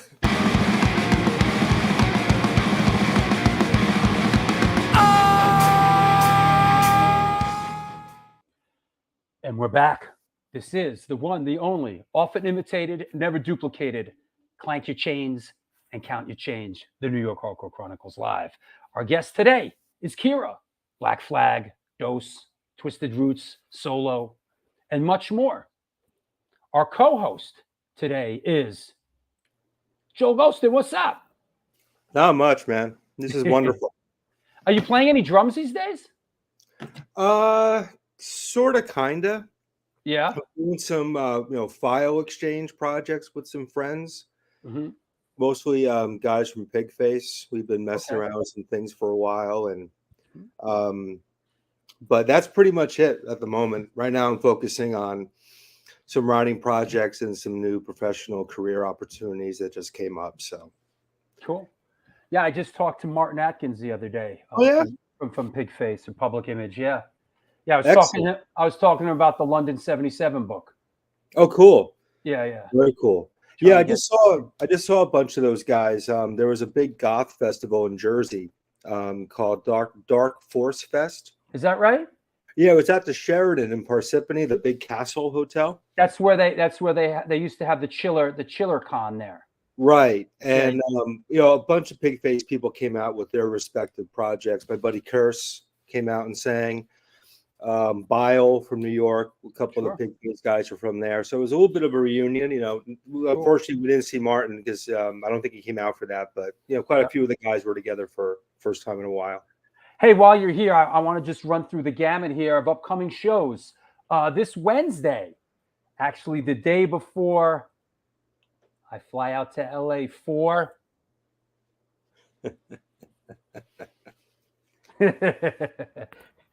Wednesday, April 17th, Rusty Pistachio from H2O will be on the show. A week from then is the New Music Spotlight. We have Jerry A. from Poison Idea with his new project, Crime Scene. We got Sammy from Fang, Dan Nastasi, Kings Never Die, and the guys from Cropsy. Wednesday, May 3rd, talk about Steve Baders. His former fiance, Cynthia Ross, will be on the show. One of the B girls, Max's Kansas City represent. Theo from the Lunatics is on Sunday, May 17th. Sunday, May 14th, I know one of your favorites, the infamous Wino from the Obsessed and St. Vitus will be on the show. Wednesday, May 17th, the return of Steve Birnbaum. It is no secret, I'm a big fan of his work on Instagram. The band was here. He does all this great stuff. He was on a couple years ago. He's done a lot of great work since then. Let's bring him back. Sunday, May 28th, celebrating the release, the debut release of his band Revenge Beast, Mark Rizzo from El Nino and Soulfly is coming on the show. And then Sunday, June 4th, Tim Shaw from Ensign and Fuck It, I Quit. And then, of course, Sunday, July 11th, wrestler, musician, author, celebrating the release of the digital comic book, The Painmaker, Chris Jericho will be on the show. So lots of good stuff, lots of interesting stuff coming on. I also want to mention anybody out there, please support the show. The show can be supported on Patreon. I want to shout out latest patrons, Bridget Holmes, Jay Banks, Chris Dominico, Joshua Sanders, Meredith Bain, Keith DeWeese, Upstate Rick is back. Hope you're well, buddy. We love you. And Tim Shear. Please support this show on Patreon. That is how we've been able to do this for the past 4 years, if that makes sense. You know, it's okay, Enzo. You're here, and that's what counts. Hey, Sean, by the way, mad props to you, Drew, for that Moby interview last week. Thank you. It was great. My partner Chris and I watched the punk rock vegan movie yesterday. It was good. Stellar. It was good. Yeah. Fantastic. Drew, is that a Heffernan shirt? You mean you Hefner or you Heffernan? I don't know who you Heffernan is, but it's actually something. Oh, this little thing? Actually, something that's probably been in my closet for 20 years. Sean Brennan, that's right. Incendiary Device represent. Yeah, we got a lot coming up. And you know, that said, let's clear the deck and let's bring our guest back on. Let me clear the deck. What the heck? And let's bring Kira back on. Hi. Yay. All right. Where were we in this tour de force? We were talking about Black Flag, shockingly. Hey, you know what somebody mentioned, and like I was sort of, you know, there's a lot of I was sort of gonna bypass this, but somebody mentioned it. I'm looking for it. Hold on. I bypass anything, really. Yeah. I guess I'm not seeing it, but said they love the gimme project, the reinterpreting of Black Flag. Somebody said they really loved your vocals on it, and I was sort of, I thought, you know, you wouldn't, but dude, the nervous breakdown thing, I'm doing my country thing, man. Let's get my country on. What was that? Was super cool. There you go. I don't know exactly who. I can't name names about everybody. Des was the one who contacted me about it, and of course, anything for Des. But it was such a cool project. He involved a lot of people. He had a real strong sense of what he was trying to accomplish, and he I think achieved it. He's like, I'm gonna do country versions of Black Flag songs. I'm gonna have this. We had a big argument because he was like, I want you to sing it this way, and I didn't. There was one part he wanted me to talk through and gimme. I didn't. Or his nervous breakdown. I didn't want to do what he was asking, but he very much was, again, the benevolent dictator in the band, and he you know drove the train, and I think it came out super. I'm so happy about it, and I too, my husband loves that record probably more than anything I've done. Fantastic. Being from Texas, he's a Dallas boy, you understand. Living in Newark, New Jersey. My husband? No, Des. No, my husband is a Dallas. Excuse me. Des is in Newark, New Jersey. I'm sorry. He's a Jersey boy. Yeah. let's touch on Dose a bit. Please, yeah, only a 30-year part of my life. Yeah, and not technically over, although yeah, one could say. I know this is a later shot, but I like this one. How did it come together? Could you give us some perspective on it? Yes, and how, yeah, absolutely. So the Minutemen played for a week on the 1985 tour, the first week, and that was the first time Mike and I really connected, and we actually talked in the van for hours and sort of got to know each other, and even in a spark of the eventual sort of romance began, if you will, on the road with Black Flag. And on the road with Black Flag in the van. And so what Mike asked after they were leaving was, he said, well, will you write some lyrics? And I wrote some lyrics that he used in Minutemen songs to start. So during that tour, I wrote some lyrics and sent them back to Mike. So he actually flew out to Minneapolis to see me and to see the band, and during that tour, because it was a long tour, so we wouldn't have seen each other for a while. So that was when that all started up. He was at the Minutemen at the time, and then I was visiting my mom one Christmas time, and he called me and told me what happened to D. Boone, and it was, you have to understand, for Mike, this is his best friend and his livelihood all in one. And I wasn't there. And it was, so I went through my own thing, just feeling like I couldn't help. So when I came back, I just wanted to get him to play his bass. I was just afraid he'd never play again, really. That was my only goal. And we started just noodling around. I had already been doing, when I moved to New Haven after UCLA, I had started to do these bedtime stories for my nephews, where I would record myself telling a story and then write original bass lines, sort of noodling bass lines. I thought it'd be very comforting, the bass thing. So I had this idea in mind of the two basses and wrote several ones of those. And we jammed on those as well as some of our old things. But it was purely to start with. I was just afraid he was going to quit playing music. And but from that, we were like, well, if we're going to do a band, we can't have anybody else involved. Like, who needs drums or anything? Like, we got two very, big personalities, if you will. And then, and like, to us, bass is everything, so what do we need? We can do this.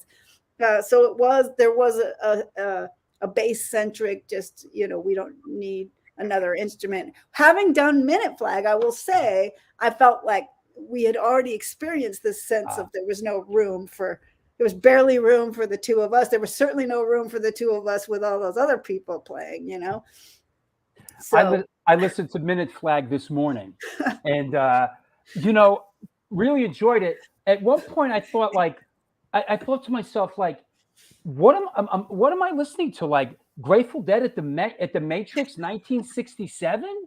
Like, dude. And it was a 48-hour lockout. What the fuck do you expect? No.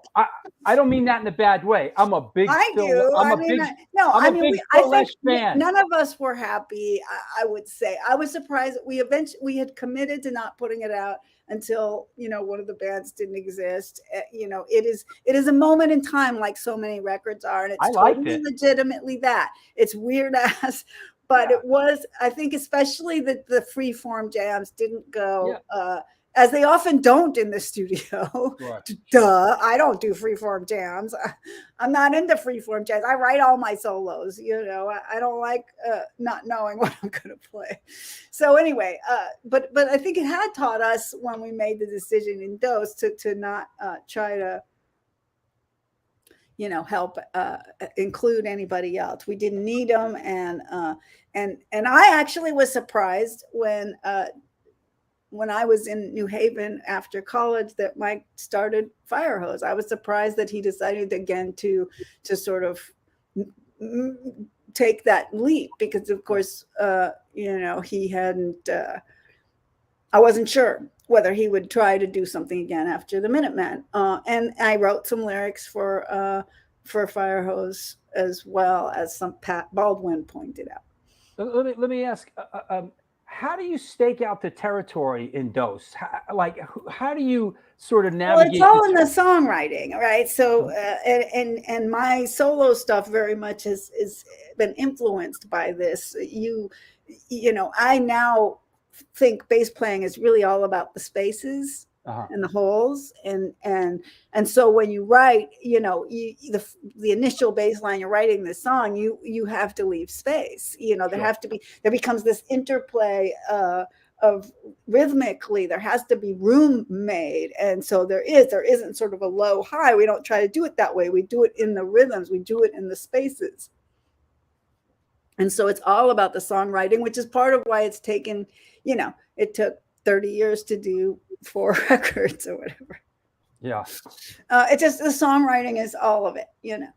Plus Mike had, you know, his full-time 25, 30 projects, and I had a full-time job, and, you know, stuff like that. So a lot of things, including our marriage, you know, you could say got in the way of Dose's, you know, productivity and continued long health. But we kept playing after we divorced, and it became the context of our relationship for a long time.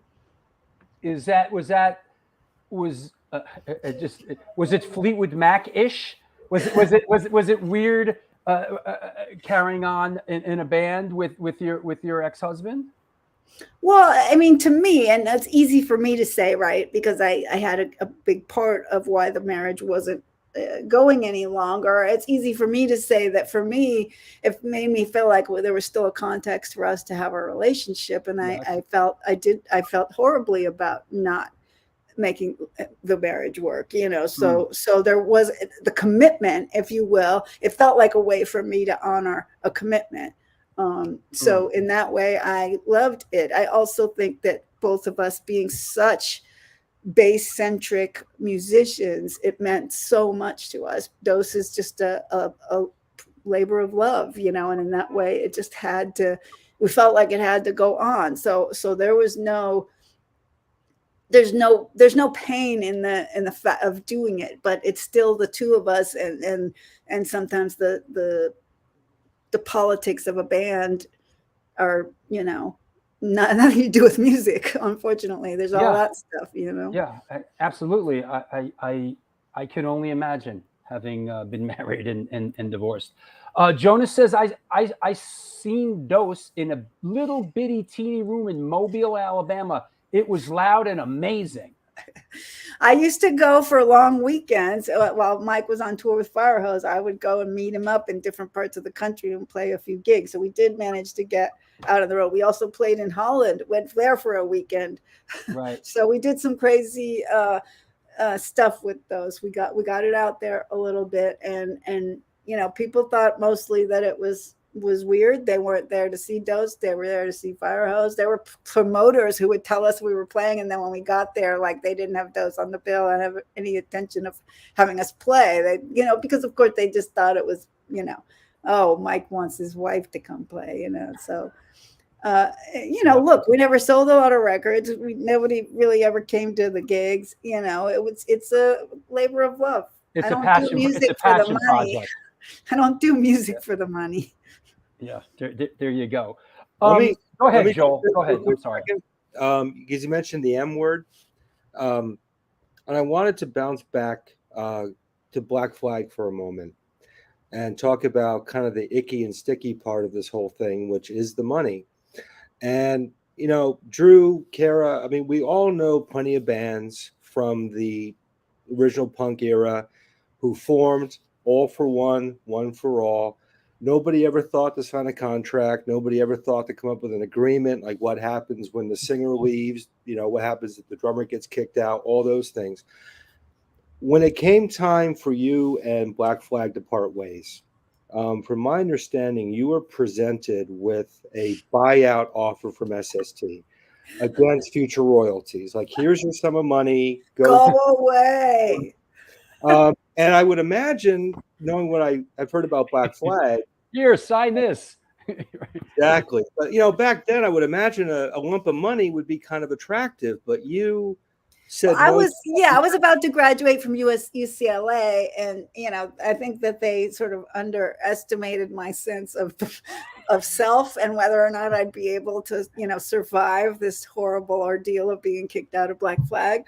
But the truth is, I had no concerns really about my own financial life. Also happened to be, I mean, Henry was starting to like do TV and movies and stuff. I was like, Chuck sat me down and said, "Hey, do you want this amount of money to sign away?" And I was like, maybe if you gave me this amount of money, I would consider it, and we had a good laugh, and that was that. And he said, they don't want to play with you anymore. And I said, okay, I just want I want this and this and this. I want this amp, and I'll go away. It was, and no, I'm not signing away my royalties.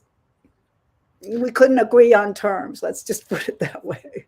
So all these years later, without necessarily getting into actual specifics, are you comfortable with the decision you made back then to say no? Oh, for sure. Again, I never did it for the money. So, I had no idea what would happen, or whether punk rock would become a household thing, or Black Flag would be a name that everybody I ever talked to seems to have heard of. I had no idea of what would happen, but my sense was that the figure he was offering was not, commensurate with what was appropriate. And I you can imagine in my life, being who I am, that I've been, bowled over a few times by a few men, and I was not going to just have these guys pull me over. I was not at all, that personality that would just go, oh, okay, I'll leave. I'll take whatever you offer. Thanks. I just wasn't that person. I was fine, I'll go. But no, we don't know what's going to happen, guys. So no. What was the writing on the wall as far as exiting Black Flag? Which school? What was it sort of, did you see this? Was the situation apparent, or did this sort of blindside you? Yeah, when he kicked out Bill, I think in a perfect world he would have kicked us both out. Mm-hmm. I think Greg always had this sense of I don't know what it is for him.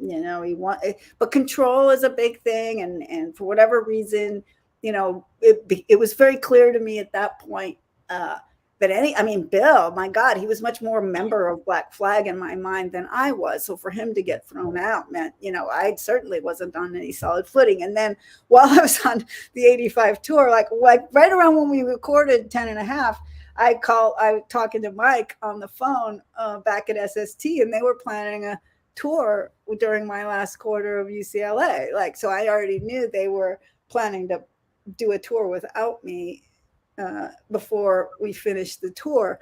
So I cried at our last gig in San Diego, because I knew that it was gonna be my last show with them. And nothing had been said yet, but I knew, so very much the writing was on the wall. And I had played my part, and I could certainly speak to that. I played my part. Personalities are strong, and I have my share of personality. I've been kicked out of almost every band I've ever been in, including Twisted Roots 3 times by my brother. So, this is no shock to me to be kicked out of Greg Ginn's band.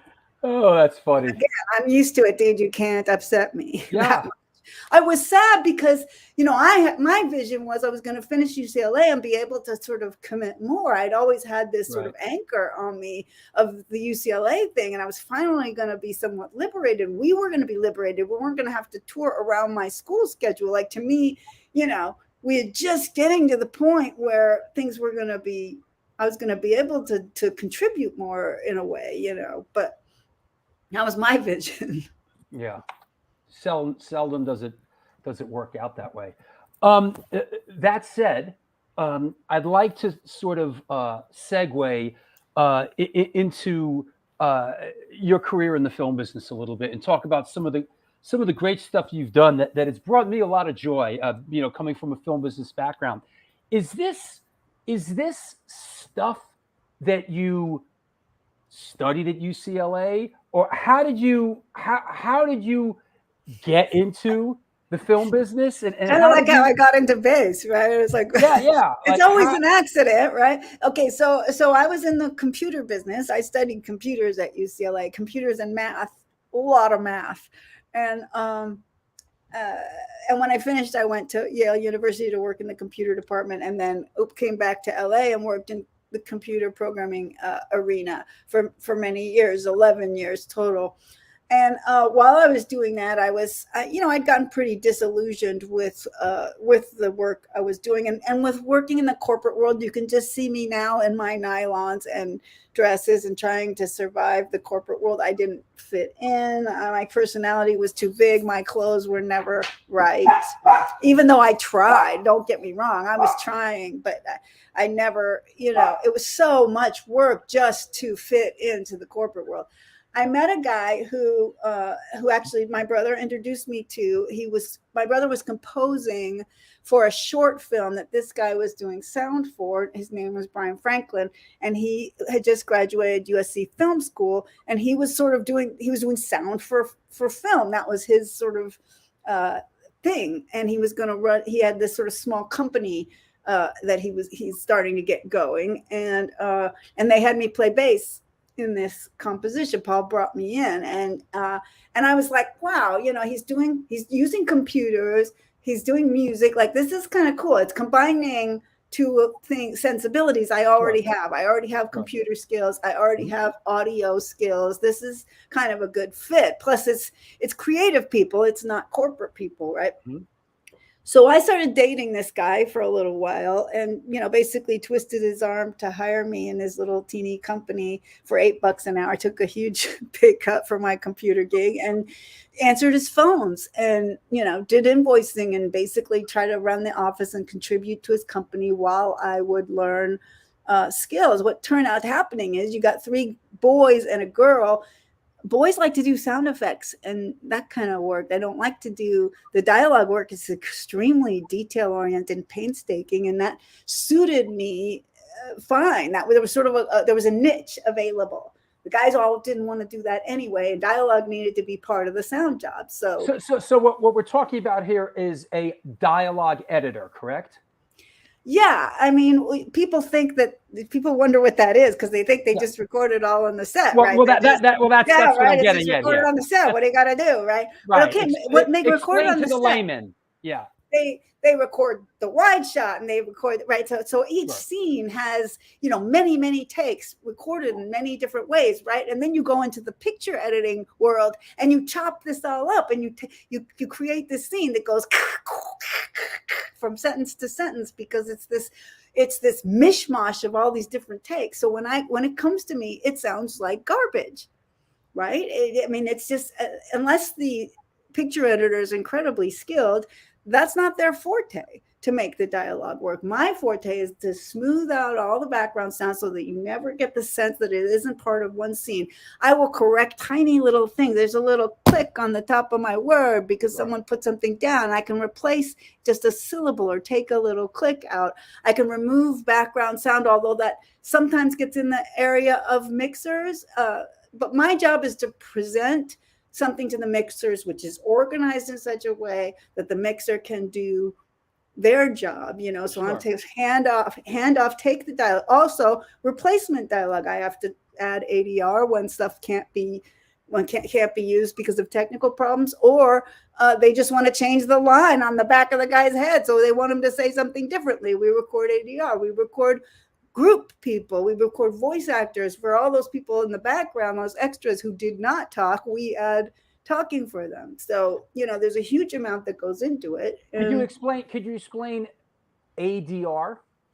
Yes, automatic dialogue replacement. It's merely replacing lines of dialogue with recorded on the studio lines. They call it automated because in the old days it used to be done with a loop, so it would go beep beep beep and the actor would say the line over and over again. Now then, because we got computers, we don't have to do that. We can just stop and say, okay, we like this about it, we don't like this about it, let's go again. Beep beep beep, the actor does it again. So we're just replacing problem areas, or we're changing lines, we're adding lines. most actors have in their contract that they have to come back and be available to do this, because inevitably there is work that's part of the work to be done. And the end track then is got to be organized and presented to the mixer so he can, make it all sound beautiful. So you guys don't notice that mess that it started as, Yeah, absolutely. And is it something that, I mean, once you kind of fell into it, were you like, hey, I'm at home here, I enjoy doing this, and just sort of looking, at sort of the history here, I guess you got up to speed around 1998. You worked on Club Vampire, Sweepers, Guinevere. I mean, those were these tiny little movies for this little sound house. And I was just learning the skill. And I think that for me, what just like the bass playing in a way, I mean, the opportunity arises, the niche opens up, and I jumped into it. And then once I jumped into it, I start to notice what's cool about it. And I think I could probably have adapted to other things. I start noticing what's cool about it. I'm trying to solve a million problems before the mix. How many problems can I solve before the mix? That's like my job. It's not creative, really, because my goal is to make it completely invisible. The best news you can get from a mixer is no news. That's Well, come on. No fixes, no news, no. If I don't hear from the mixer, and sometimes I'm on the stage, but if they don't need anything from me, then I've done a good job. Not like the sound effects people who get all the praise and the love for what cool stuff they do, but it's this it's kind of like bass playing that way, right? It's that invisible sometimes, but why is that just a little cooler? Is it safe to say that Confessions of a Dangerous Mind, which you were the dialogue editor on, was that sort of like the first sort of like bigger project? No, I was a smaller player on other big movies, but that was around the time. I mean, I went into basically the first few years was non-union work, right? So these smaller, independent, very independent. The ones where if you're at a Blockbuster video, if you ever been to a Blockbuster video, there's one copy of it instead. You mean like you working on like Tortilla Soup or like Crocodile 2. Or the Dentist. Shark Attack 2? Shark Attack 2. Shark Attack 2? Yeah, these are are really unheard of. But I started working on ones that were actually getting theatrical releases that were union shows. I got in the union in order to be able to do union shows. I did some foreign versions first, union work. So, I was lucky enough to meet some people that helped me get hired, and eventually, got to work on some real, I do this for a living.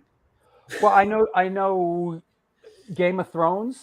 That was that was right. Cool television show. I got to do season 2, which was super cool. They did season 1 overseas, and obviously many of the actors are overseas, and so it made sense. But Hollywood does tend to have some of them a little one notch above, especially back then, and they came back because they wanted, HBO's got more money than God, and they wanted to have, a good sound job for 5 cents. So, yeah. Whoa, there's Peter Brown, my hero. He hired me to work on Game of Thrones. That's our MPSC, which are basically the awards that sound people give themselves. Nobody else has heard of them, but they're called Golden Reels. I got one of those. But yeah, working on Game of Thrones was great. I had a ADR supervisor over in England doing that part, but I would send him, okay, we need these lines for these episodes, and he would record stuff and send them back. I would give him notes. He would record loop group or voice actors doing things, and I would cut it all in. So we were working together on that remotely, but all the mixes were happening here, and it was an incredible project. It was like it's like 10 movies in 3 months. Yeah, well, John Adams, the miniseries for HBO was like this too. Someone mentioned it very early. Yeah, it was John Adams, right? It was an Emmy award-winning experience, incredible series. But man, it was like doing 8 movies in 3 months. It was like you don't no one wants to live like that for long.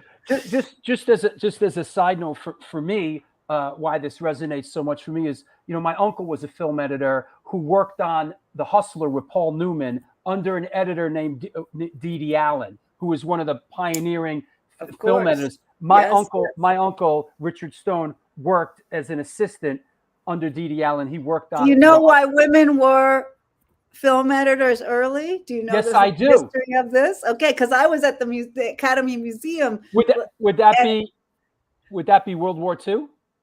Well, no, actually, when it was first happening, they didn't think it was a creative job, right? They thought, well, we'll give women this, they can cut together the film that we tell them to, we'll just put the women over there. And there were these, rooms of women doing this, seemingly, it was considered sort of a menial task to begin with.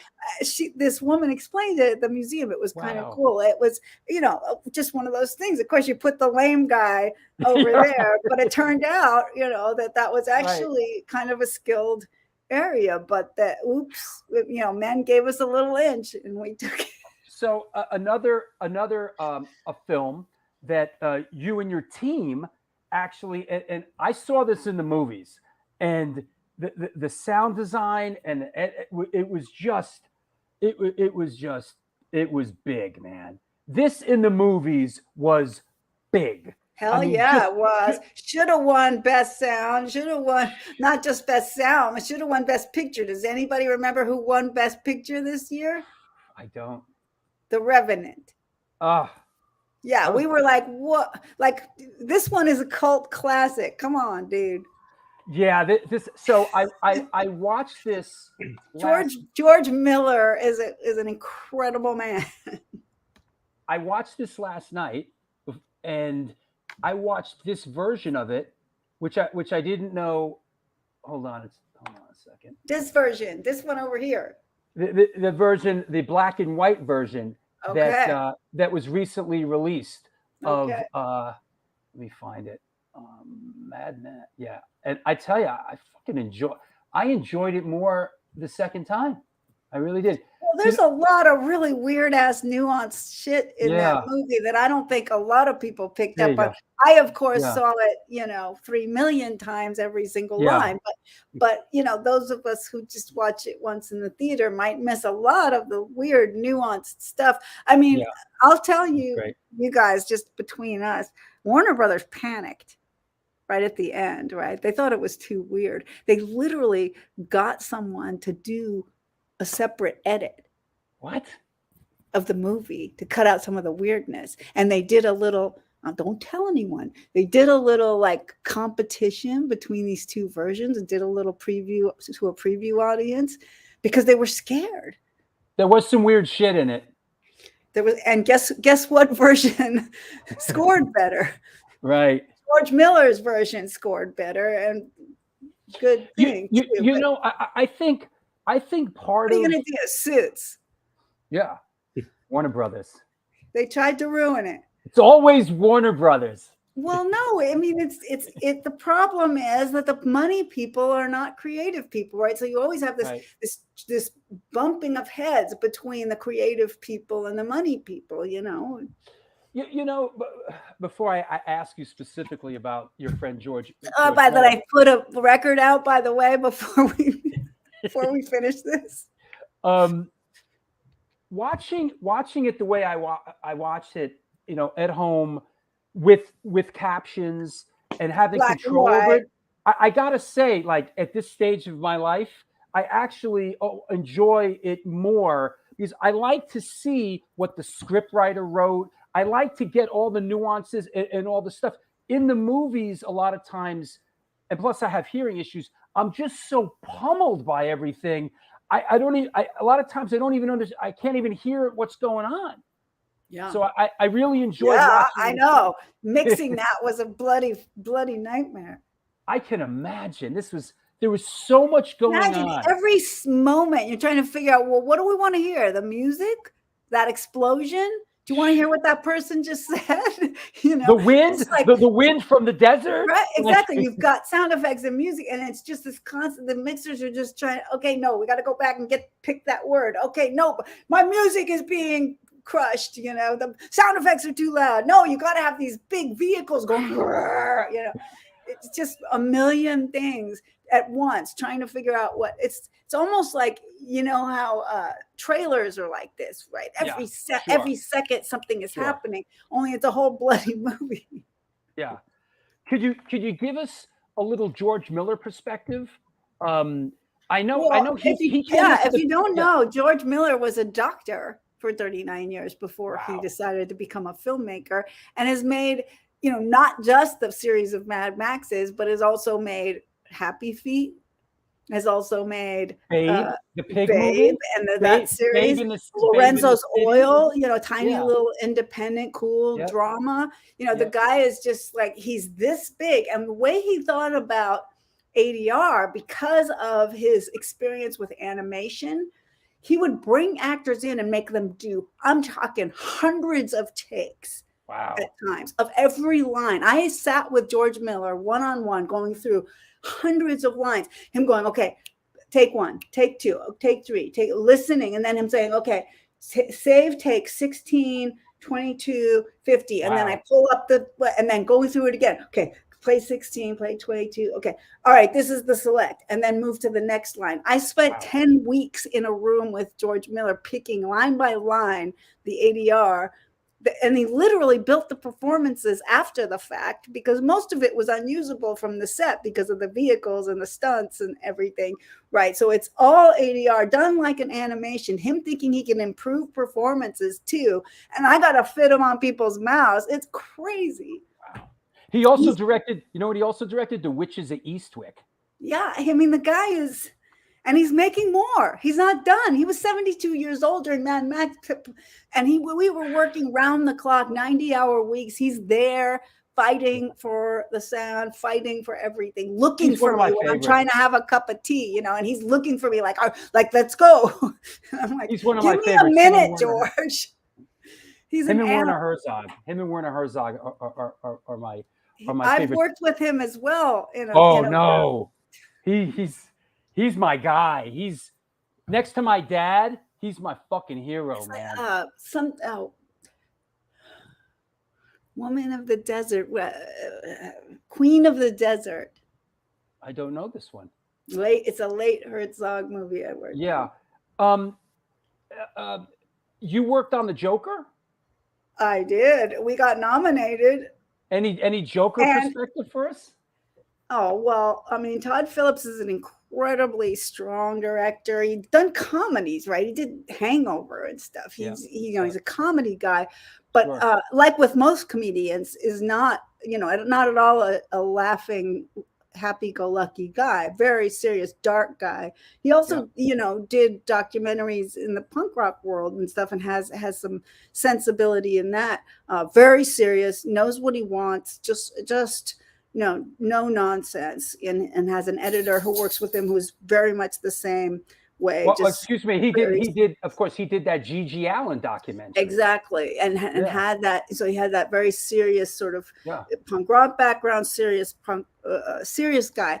But Joker 2 just wrapped filming, and I'm starting on that in a little while. So yeah, I'm so looking forward to that. Well, I worked on the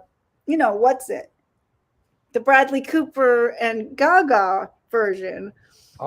So it all makes sense, because the executive producers, Todd Phillips and Bradley Cooper of Joker, Bradley did the movie with Gaga. Gaga joins Joker. That there's a sensibility here that makes total sense, and I've heard the script is amazing. I'm so dying to do this, right? She is such a sweetheart and so talented. The songs are going to be great. That it's an honor. And unfortunately, the sound supervisor who did Joker, we lost him during COVID, not from COVID. And so I'm working with some new people, but much of this team from Joker is back working together, sans him. I have to say that A Star Is Born was it really touched me. That film, I don't, I come from a filmmaking family. My whole childhood was spent in movie theaters and on sets. There's not a lot of films that I see that like I say that was a great film. Yeah. You know, Yeah, it very, was 2 hours long for a long time. It was it really was rough. so. He had a I few love more that songs. film. He had a few more, and it just was like he had to have some really heavy hitters tell him, "Look, you got to cut it back." Is that right? Yeah, I loved that project. Was he being a first time director and an actor was that was a very challenging project. I almost got fired. Mixer did get fired. Wow.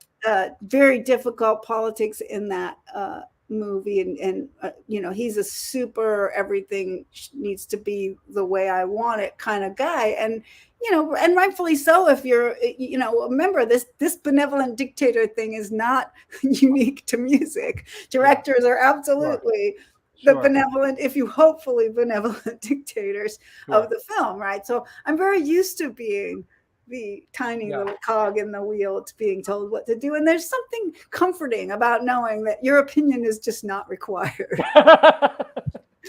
Hey, let me take a real quick. That's why I got to put my own music out, right? I write my own songs in my room, expressing my own feelings because nobody wants to hear them at work. Well, isn't it safe to say before we take this break? I know to a lesser extent, I feel that's true in sort of the world I'm in and the band I'm in, is that at this point, the music I do comes from a joyous sort of place. It's like, it's not, we need to get the record deal. We need to tour and make money. We need to do this. Wait, it's not like die. Last night I had a sing along going, die. Yeah, it's not, happy go lucky isn't really me. Right. But I know what you mean. I have always been, though, because I had a straight job. The one advantage is you don't have to make music to please people. You can make the music that comes from your soul. And mine happens to be a very dark soul, so mine is dark. But, more power to the happy, free, and joy people. Yeah, absolutely. Hey, let me take this quick sponsor break, and we'll come back and we'll take questions from around the world, all right? Hell yes. Hell yes. Hang in there, Joel. This is the one, the only New York Hardcore Chronicles Live. Thank you so much for supporting the show. Couldn't do it without you. 3 years strong. Let's talk about a couple of events coming up in Tompkins Square Park, our beloved Tompkins Square Park. Saturday, April 29th is the Black and Blue show with Madball, Murphy's Law, couple others. Sunday, April 30th, we're back at the Bowery Electric for a free all ages show with Go, Crazy Eddie, Down Low, Chum Huffer, and Crippled Earn. That is Sunday, April 30th. Hey, did you know that Rebelmatic is going on tour? Yes, they are. They're playing Philly, Ohio, Kentucky, Illinois, Wisconsin, Illinois, Michigan, West Virginia, Ohio, DC, and Pennsylvania. Come out. If you're in any of these places, support our good friends in Rebelmatic. Rampage Fest 5 is May 21st. We're back in Tompkins Square Park with Leeway and Rebelmatic, Butterbrain, Winterwolf, and Scott Helen on Saturday, May 27th. Kings Never Die record release event at Generation Records. Sunday, Saturday, June 3rd. Hey, you heard? Biohazard original lineup is back together. They're playing. The first show sold out. This is the second one. Stacked lineup, including Sworn Enemy, Sheer Terror, Fury of 5, Sub-Zero, and Incendiary Device. It's going to jump off tonight. That said, Sunday, June 25th, come celebrate our birthdays. Me and Mr. Steve Zing from Danzig and Sam Hain. He's dusting off Morning Noise for the first New York show in 35 years. And I'm dusting off the High and the Mighty. One Life All In with Don Foos, Concrete Ties, and Chemical X. That is on Sunday, June 25th. July 30th at the Bowery Electric, Dog Eat Dog, Kings Never Die, Dead Crew, Incendiary Device. It's going to jump off tonight. Serial Poets and Dead Crew. Then Sunday, August 13th, once again, free all ages on the Bowery with The Take, Silence Equals Death, Star Car with Sab Gray from Iron Cross, Ma'afa, and Mr. Pickle. First show in 10 years. That said, I want to shout out our other sponsors. Of course, Upstate Records is a New York based. Is it plant based? No. It's New York based. It's a New York based DIY independent metal and hardcore label. Founded in 2017, they broke into the scene with their inaugural 26 band compilation in 2018, and since then have churned out over 80 releases in their brief 5-year history. In 2023, look for new releases by Mark Rizzo's new band Revenge Beast, Call from Earth Crisis's Freya, Fury of 5, Angry Corpses, and a few more surprises that are in the works. Check them out at www.upstaterecordsnewyork.com and use the code STONE10, STONE 10, for 10% off, you cheap fucks. Also, the Texas Silver Rush. And hey, do me a favor, post your questions up for Kira right now as I'm babbling on and on. The Texas Silver Rush is a jewelry design firm and boutique store located in the birthplace of the Texas country music scene in Fredericksburg, Texas. We enjoy working with all musicians in all music genres to design and create unique one-off pieces, as well as style them for stage, album covers, and promo social media exposure. Excuse me. Their client list includes Rock Roll Hall of Famers Greg Rolle, Ringo Starr, and of course, Agnostic Front. Information and online sales are being taken at their Facebook and Instagram pages, and of course, www.texassilverrush.com. Think I've covered everything. Hey, if you're watching in rerun, please subscribe to the page so you get alerts. Also, if you are on Graham Insta, follow the show on Instagram at Stone Films NYC. That said, let's clear the deck. Any questions you have, please post them. I know we're going a little later than usual, but that's okay. Where are you going? You know where I'm going? Right over there to the kitchen after. That's it. Let's clear the deck. And let's bring our co-host. Hold on, I'm sorry. Let's bring our co-host, Joel Ghostin. Hey, man. Hey. And let's bring Kira back on. Hi. Dude, my computer crashed, but it's all good. We're back. Wow. All right. Just real live. Hey, this is real live, you guys. Yeah, right. Live. This is fucking live. Let's take a couple of questions. I like this one from our good friend in New Haven, Ray Hogan. Actually, he's in Stanford now. What would be your dream film director to work with? Sorry, say again. Who would be your dream film director to work with? Well, I mean, George Miller is incredible to work with. He's just so, high demanding. It sort of depends. Your worst case director is one who doesn't know what he wants or explains like he wants it to be more orange. Right. And you're like, well, okay, what do I do with that? Sure. So I would rather have an incredibly detailed, this is exactly what I want kind of director like Todd Phillips, like George Miller, than one who is a little too, more esoteric. Sure. Makes sense. But I don't know, they're all wonderful. I mean, I've been so lucky. I had worked with George Clooney as a director. Again, actor director. You worked on Leatherheads and Confessions of a Dangerous Mind, and he is, because these actor directors, they have a very interesting sensibility. They don't want to do ADR. They don't want to do a lot of takes. You have to make their dialogue work. In some ways, it's super challenging as a dialogue editor, but if you can make it work, right, you're doing exactly what they need you to do. Sure. You worked on Man of Steel also, right? I did. That was a big film, man. And Zack Snyder is an incredibly fun director to work with. Sort of the opposite, very lighthearted, the kind of guy who comes into the mixing stage throwing a football around, just really fun-loving, family man, doesn't work a million hours because he wants to be with his family, and that's great too. I love a guy who will let us go home at night. That guy's done not always true, right?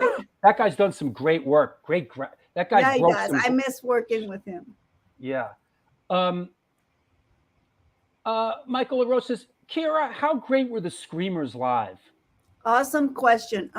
So the Screamers were one of my favorite bands, and this goes back to before my brother was in them. I actually was talking to the drummer. As I remember it, it was my idea to try to get him to replace the keyboardist, and trying to talk the drummer into giving my brother a chance, and he eventually did, because Paul was playing drums in Wax, right? We didn't think keyboards were punk rock, so Right. they were the keyboard band, the one, the only, and they were my favorite band for years and years. It was so sad that they never actually, went in the studio and did a real studio record, because those guys were so fun. I went to New York with them as a roadie. I worked as a roadie with them just because they were one of my favorite bands. And, roadieing was a way to get into shows when you're broke, Sure. too. Joel, do you have anything? You have a question? Anything? Yeah, I wanted to also point out in 2021, Kira, you released an absolutely gorgeous solo record on Kitten Robot Records. Hell yeah, I did. Yeah, you did. And as you know, because we've talked about it before, it really struck me because I'm a dog lover, I'm an animal lover, and the album itself, even if you look at the cover of the album, it's obvious, but it's an album about the loss of your beloved dog, Humbrito, and it's such a personal thing to share the loss of a pet. As pet owners, we've all been there, unfortunately, and it's devastating. I didn't leave my bed for days. Yeah, I mean, look, it's a story about love and loss, right? We love our dogs in the most pure way, right? And then they hopefully we have a long time with them, and then we have this horrendous loss that they're not. It's so different. I mean, a parent, you're not with them every bloody moment of the day, but your dogs are like, they're a part of your home too. They're not just a part of your family, they're a part of your home. They represent what your home is. You can't have a normal home when you have a dog. You have a dog home when you have a dog. So losing a pet, it's just anyways, my record is not all the songs are about Humbrito, but they're very much about, they span the time from during his life to well after. The last song is sort of about how it feels now to have lost Humbrito. And my set last night, I played a newer song called Jim about another one of my dogs who's still with me, but who I have sadly, this pre-grieving sensibility we can get as they get older, right? This sense of remembering losing. Absolutely. I'd recommend to anyone watching the program today to get Kira's solo record. Self-titled, Kitten Robot Records. It's an amazing piece of work. And thank you so much, Joe.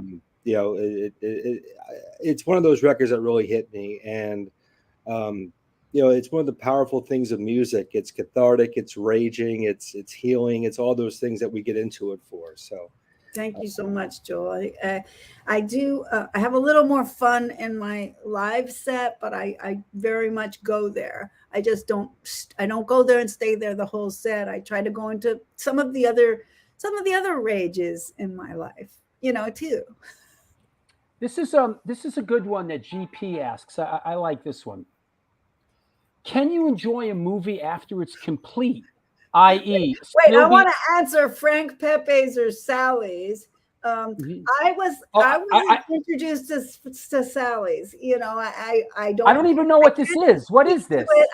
We're talking pizza, New Haven pizza here, and it's Pepe's or Sally's. And I was, a kid. I was indoctrinated to Sally's, so I can't say that I've done the compare and contrast that's fair. But white clam pizza at Sally's, this is very hard to beat. So we'll go on. Enjoy a movie after it's complete. It's really hard to know whether to answer the question, hey, is that a good movie after you've worked on it? Because you have no perspective, right? You get so engrossed. It's like having a child, right? So in a way, you're so invested, but you also hate it because you've had so much pain going through it, right? I knew, both Star and Born and Joker were amazing movies while I was working on it. I Did knew you, Mad did Max you feel was. that when you were I working worked on them? a lot of movies that I thought were great movies that other people didn't feel that, Right. So there's been movies I was disappointed in the response to, but that being said, my goal is do great work I can do great work on a bad movie. Like I don't get invested in, does it sell tickets? It's like the music thing. Like I don't want to get involved, I don't want to make music to see how many people will buy the record. I want to make music to express myself, and so in the movies I concentrate on doing good work, and that's my reward.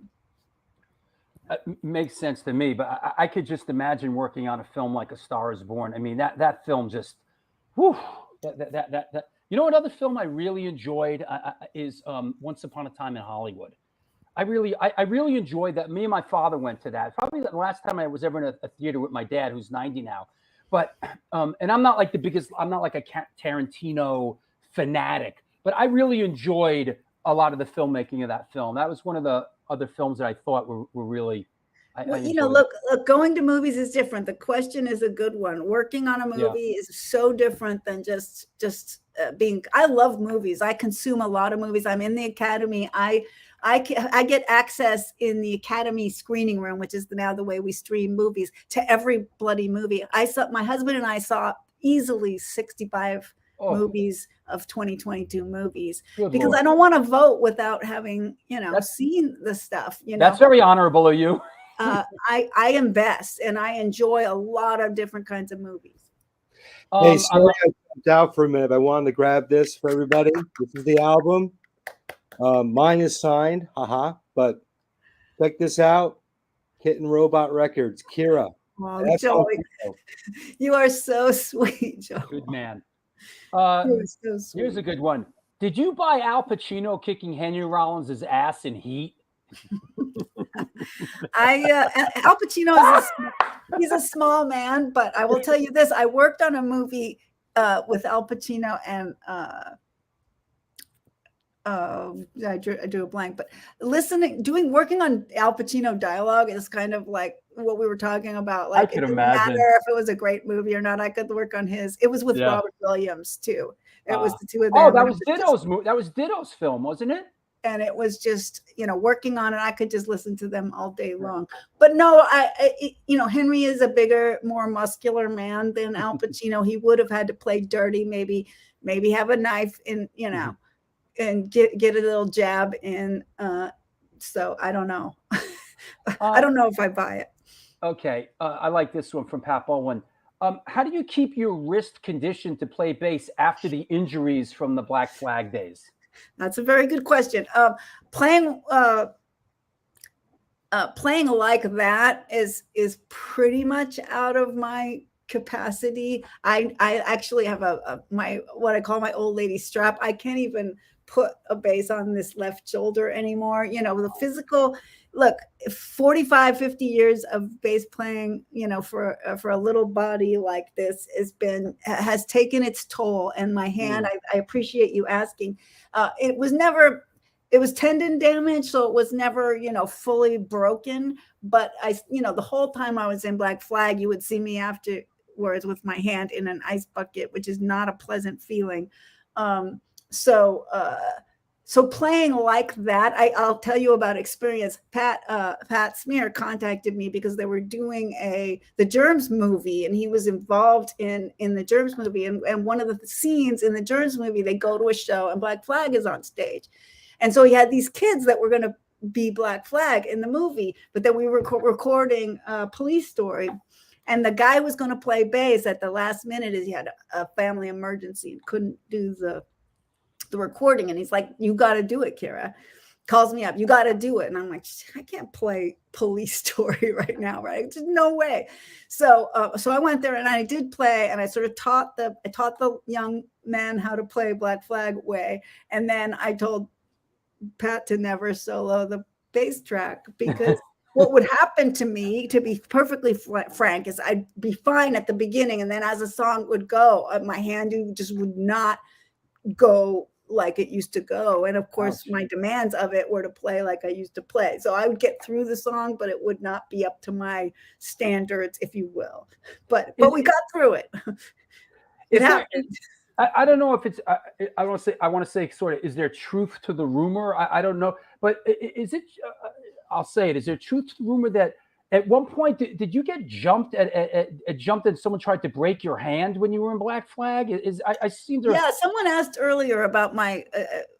My worst experience or something. Yeah, we were playing actually a Black Flag instrumental set in Long Beach, and I went to the bathroom, and this rather large woman, basically picked a fight with me. And by the end of the very short fight, because she was much bigger than me, I was on the ground. She was slamming my head on the floor, and then she grabbed my hand and bent it backwards, which of course was when I knew that it was also an inside job, because how would she know to take my right hand and bend it backwards?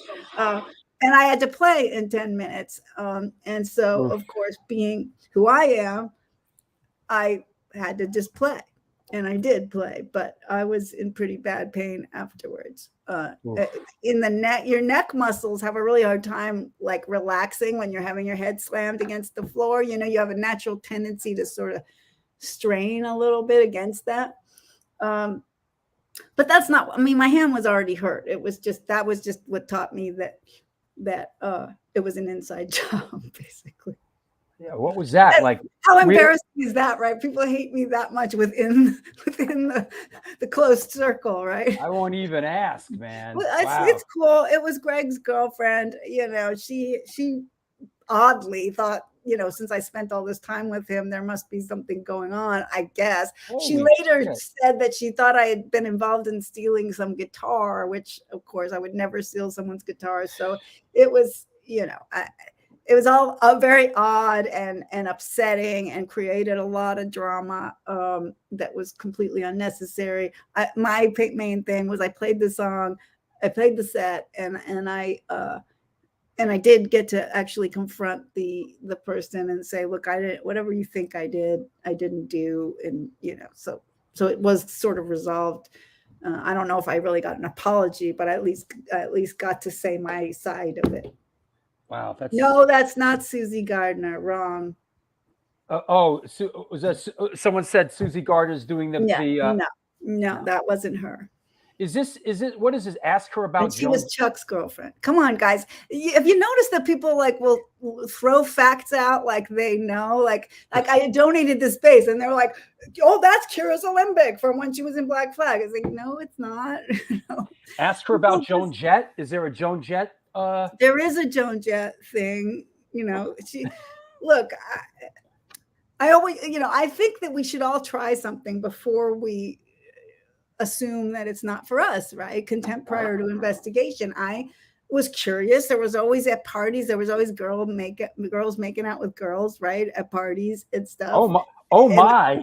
In the punk rock parties anyway, a lot of the girls would make out, and so there was a curiosity, I would admit, but I always thought that if I was with a girl, it would have to be someone really butch like Joan, right?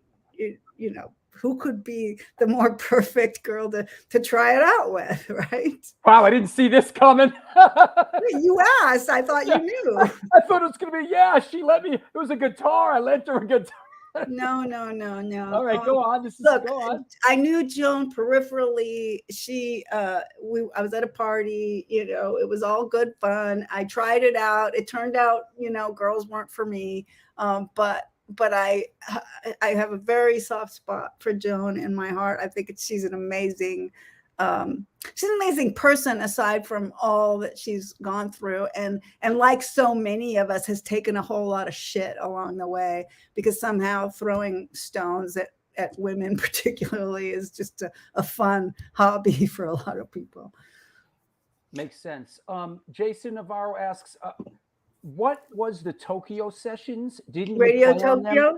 Such a powerful recording.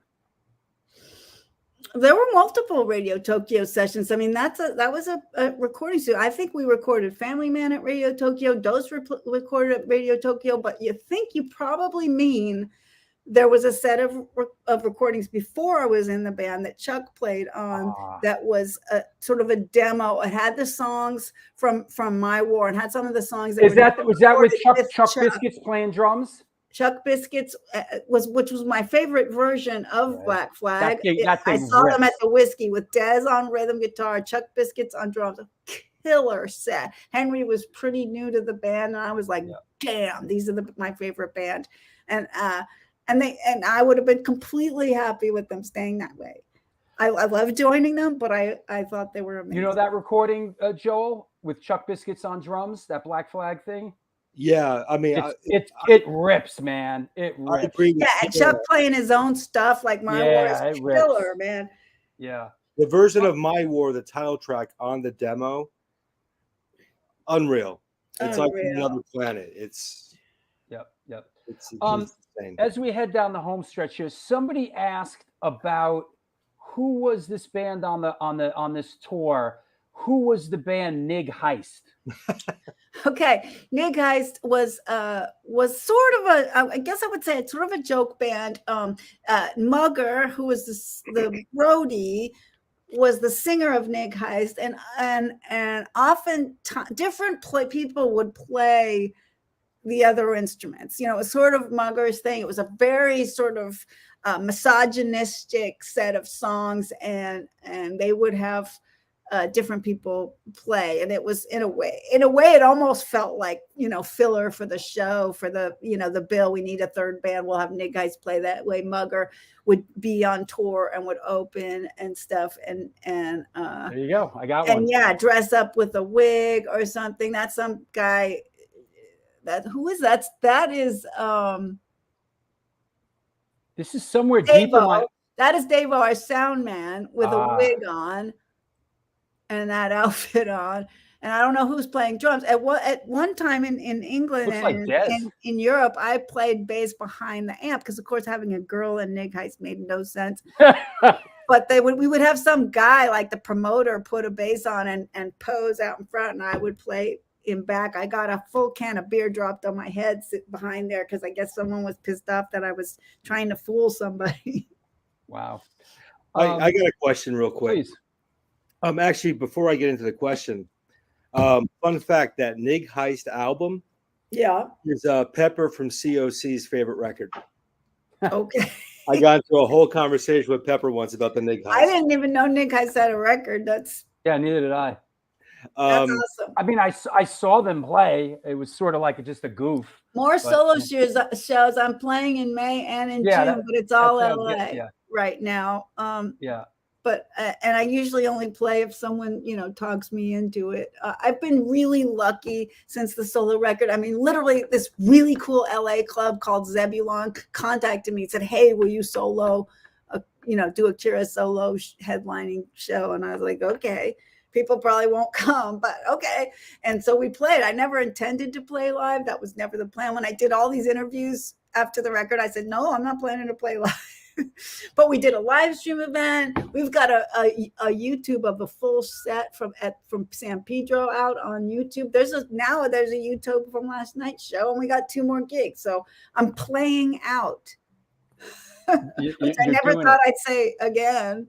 Certainly never with my own band. I never thought I'd be solo. It's all very strange, you guys, but I love the part I love about it, as I think I've made clear, is just expressing myself, getting to be, Dose for so long was a totally different thing. It was us expressing, bass, and it was very Mike Watt driven. And this is just so personal, and it's so lovely to have 2 amazing musicians like Paul and Dave Bach playing with me. I mean, it's just like, it's kind of a dream come true to still be able to do this sometimes, because I talked about there's physical challenges. I never thought I'd really be here.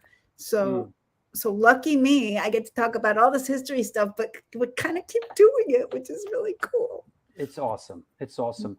There's a photo that I didn't post, and as we're heading down the home stretch, we didn't talk about this band. Ah, You know, we sort of skipped in this. my 80s high-waisted pants. Yeah, I was like, That's this what hits me. But I only had the pants I had. I was always broke, you guys. Okay. Look, so Michelle Bell, who I have my arm around, was my best friend from junior high all the way through making this band called Sexic. That boy there is not in the band. It was an all-girl band to start with. Melissa is the guitar player there, the blonde on the left, and Sexic was sort of a labor of love of me and Michelle's. We both wrote most of the songs, although Melissa wrote some really cool songs that Michelle wrote a lot of the lyrics. A couple of them were mine. We didn't do very many shows. We didn't play out a lot. Having an all-girl band was a challenge, and I learned pretty early that girls kind of look at being in a band differently than boys do, and it's not really to my taste. I think, and this is something I've just realized a little between us again. I think if I had been born in this era, I would have probably been a they.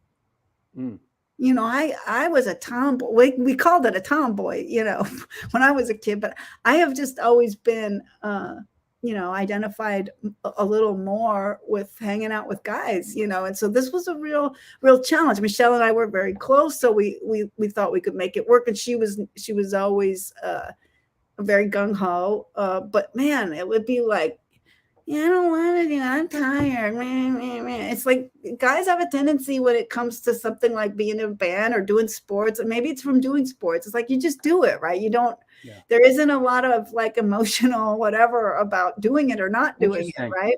Yeah, very interesting. But that makes a lot of sense. That said, Joel, as we wrap it up, anything for Kira as we head to the door? Yeah, I got one last question for you. It's a twofold one, but I want to touch on Henry for a minute. Yes, let's touch on Henry. Because your history with Henry is a bit unique, because obviously you were bandmates, but we didn't get into it during the show. But you two had actually dated before the band. You played together. Yes, like I said, when they were my favorite band, I saw them at the Whiskey as a 5-piece, and I kind of fell in love a little bit there at that show. And my friend Michelle, who we were just speaking of, was dating Chuck Biscuits at the time. So I actually, as I said, it's a very small scene still, but so I met Henry through that. And I was, I hung out and we ended up dating a little bit. It was not a long relationship. And when he called me to say, do you want to come jam with Bill and Greg? He said, and there's not anything between us. And I was like, yeah, I know. Because, it did not last. And it was not some, long forever, romance, although he will always have a soft spot for my heart. I do Drinking and Driving, Black Flag song in my set. And I picked it specifically because to me, the songs he wrote the lyrics to in some of those later records, where he really came into his own. And you can tell he's singing his own feelings instead of trying to sing, especially Greg's feelings. I mean, Chuck's songs are different. I think that's closer to Henry perspective, but his own songs, and Drinking and Driving was one of them. And I have a sort of jazzy version of it that I do now. And Henry and I have stayed in touch. We have a very cordial relationship. If I, have a question or whatever, like I've touched base with him, I'm doing this. I actually sent him a video of Drinking and Driving. I was like, just wanted you to see this, kind of, because it's kind of a tribute to Henry for me. It's not just shameless pandering for Black Flag. Henry's a big influence on my life. He was, you can imagine the kind of bullshit he put up with on tour. He's a very kind of solo to himself kind of man, and people are just in his face all the time. And watching him walk through that was really something. And he's actually a very funny man, which a lot of people don't know.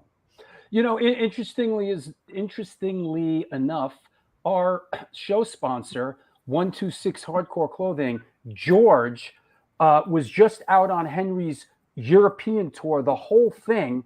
He said it was the most arduous tour he's ever been on. He goes, I don't know how this guy does it. I think they did 60 days in a row or something. He said, I've never seen anything like it in my life.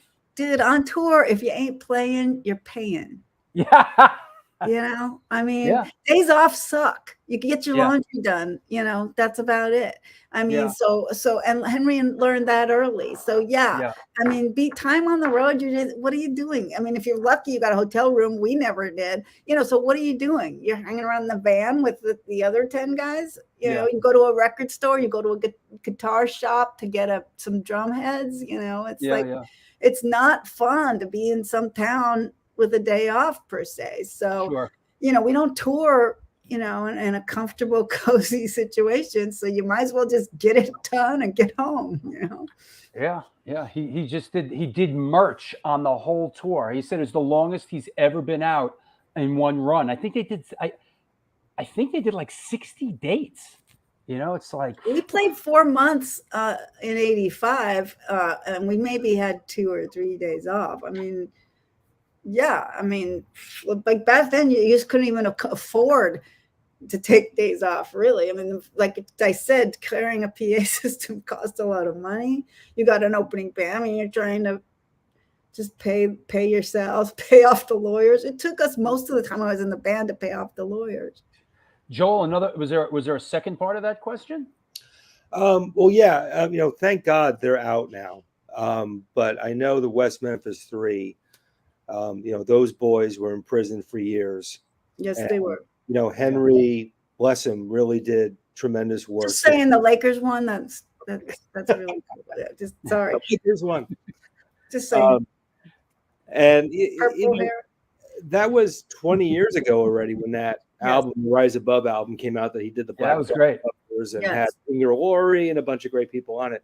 If I'm not mistaken, correct me if I am, though, that was the first time you guys had worked together since Black Flag. It was, and it's like I said, though. I mean, there's a cordiality in our relationship. There's just there's a comfort there, and for me, I may be speaking out of turn for him, but he's always responded to me that way. You know, it's always been warm, and when he asked me to do that, there was never any question in my mind, even though I hadn't heard from him for a long time, and he was clearly just trying to do something good. I also went on stage live and sang for the West Memphis gig at the Whiskey, and had the most awkward experience of not having a bass in my hand, and I was like air bassing because I didn't know what to do with my hands because I was, you know, only singing on the choruses. So I was like, but for Henry and for the cause, you know, that's, you know, like I said, he's just that for me. He's a key player, and I respect him, and I would never have said no. And to this day, you know, he wrote me when he thought I had won an Academy Award, because people said I won an Academy Award. He wrote me right off. You know, someone said, you know, he respects the fact that, you know, what I've done since. He loved that I'd put out my record, and my label contacted him to put it out on the radio show. And I was so embarrassed. I was like, you guys, if we were going to contact him, maybe it should have been me. Like, I kind of know the guy, you know, but they thought they were doing me a favor, I guess. Yeah, it would have been awkward, but it's more awkward to have them contact him. So I did follow up and say, sorry, that was embarrassing. I should have just asked you myself. But he did. He put some songs on his public radio show. He's a very sweet man. You know, it's hard for people to know this because there's so much complexity there. He's brilliant, you know, and damaged like we all are, you know. But yeah, anything for him. And West Memphis 3, what a joy to finally have the right result. Yeah. You know, I'm just looking at one thing that I always got a kick out of, which is done so well. If you're ever wondering about the history of Black Flag, you just take a look at this thing. This thing is so great. It's like, and I love how the Greg of 1976 and the Greg of 1986 it's like he dipped and came back, you know, and well, it gives you a sense of you know, who's calling the shots and and what's happening, you know, what really happened. Yeah, I love this thing, and I love how Robo is just the same thing 4 times, like never changed at all. That's great stuff. That said, well, Thank you, Kira. It's been a blast. Wow, we did this thing, didn't we? We fucking did it. And the hard. Lakers won. And the Lakers And won. the Lakers won. And I didn't look. I had some texting going on that I occasionally saw. That's all. Like I didn't have it on behind me, and I did not look. No, you guys are awesome. I love doing this show, and I I love what you're doing. I hope you get. I mean, you should get Henry.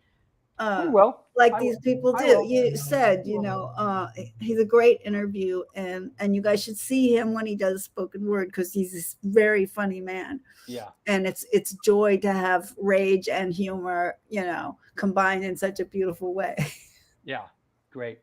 Is there anybody you want to thank or shout out on the way out, Kira? Well, the key players on the record: Paul Rossler, Dave Bach, my old dear guitar player friend Glenn Brown, who plays some amazing guitar on it, who was a huge influence on me, who was the guitar player of Wax, Visitors, Monsters, and has huge influence on me too. Shout out to Glenn Brown and Paul, who I was his little sister. I followed him into punk rock. I followed him into everything, and I took his advice when he said, "Put out some of your weird ass solo stuff." So him probably most of all. My husband Tim from Dallas, good old Texas boy, and my current dogs Jim, Madison, and Hank. Hank is insane. He attacks people regularly, me and the other dogs. He's got dementia. So pray for Hank. He's really struck. Age is really hitting him hard, and Jim too. I'm worried. They're 15 and 16 years old. Getting up there. So love for Jim and Hank, and you guys, you rock hard. Thank you so much for sticking this out. I know this was a grind. This was a long grind. We had a lot to cover. Didn't we? It was great. It was great. I enjoyed it. I think we did it hard. We did it. Talk to you soon, Kira. Take care. All right, take care. Bye-bye. Bye, guys. Well, there you have it. This was and still is the New York Hardcore Chronicles Live. Man, that was great, Joel. That was fantastic. What an afternoon, man. Yeah, it was great. Thank you so much for really quarterbacking it. You really put this together, man. And I love when you come on and co-host with me. Oh, it's my pleasure. It's always a lot of fun. Love to do it again, and we will. Aren't we doing it again? Oh yes. What do we have? What are we doing next? We're doing. We could talk about it. I believe that is July 2nd, and our guest will be my dear friend Jatan Damone of Christian Death and Pompeii 99. My girlfriend's over the moon, bro. She's over the moon on this one. You know what's years. Yeah. You know what's crazy? After I talked to Jatan, I'm like, yeah, the 2nd is going to work. I thought to myself, wait a minute. July 2nd, 2023 is 20 years to the day I first met Jatan. Is that right? Yeah. And you know what's interesting too? When we interviewed Paul, Kira's brother, the show ended when she rang his doorbell because she was coming over to record. That's right. Yeah. Right? That's right. Great stuff, man. Great stuff. Well, yeah. I mean, I got another show Wednesday, and then I'm going out to LA. Right on. So there you go. And by the way, congratulations on that thing we cannot discuss. he whose name cannot be spoken. Listen, people know what I'm doing. I just can't. I just can't publicly announce it. They know, you know why I'm going to LA. Yes. Joel is very Twin Peaks, Larry Kelly says. That's great. Yep. Hey, Larry, I'll see you next weekend. Hey, about the Henry thing, don't worry. Henry's coming on the show. Everybody's coming on the show eventually. Henry will definitely come on the show. We'll make it happen. Joel, bro, thanks again. I'll talk to you soon, man. Take care, Drew. Have fun next weekend. I will. Thank you. Whew. Yeah. I'm going out to shoot in LA. As a matter of fact, I'm not at liberty to talk about where or what, but we're not in the Hollywood area. We're going to be down south a little bit. Yes, Larry Kelly knows. Larry Kelly knows. I'll give you a clue. Orange is a big part of this band. So there you go. Hey, Debo the pro, man. Hope you're well. Listen, that was a great episode. A lot of fun. That's it. What else can I say? I think I covered everything. We'll be back on, OC style. Yeah. Yep. Be careful. Those TikTok videos aren't as easy as they seem. Oh, this is the Hugh Hefner shirt. Thank you. All right. Very good. But yeah, this Wednesday is Rusty from H2O. And yes, for those that have asked about my dad, listen, it's tough times, man. He fell and fractured his hip. He was back in the hospital. Now he's in a rehab. It's tough. He's having a tough time. And thank you for all the kind support, everybody. It means a lot. It's a bit of a struggle. He's having a hard time. And your thoughts and your prayers and everybody that asks, it's well appreciated. So thank you very much. Hopefully at some point we'll get him back on the show, so we'll see. Yes, PMA to Arnie. Absolutely. Thank you. That said, hey, thanks a lot, everybody. I love doing this, and thank you for being a part of my world from the bottom of my heart. Until then, on Wednesday, or if I see you out in LA, God, LA's coming down the line. Oh, yes. Do good things, and good things will come to you.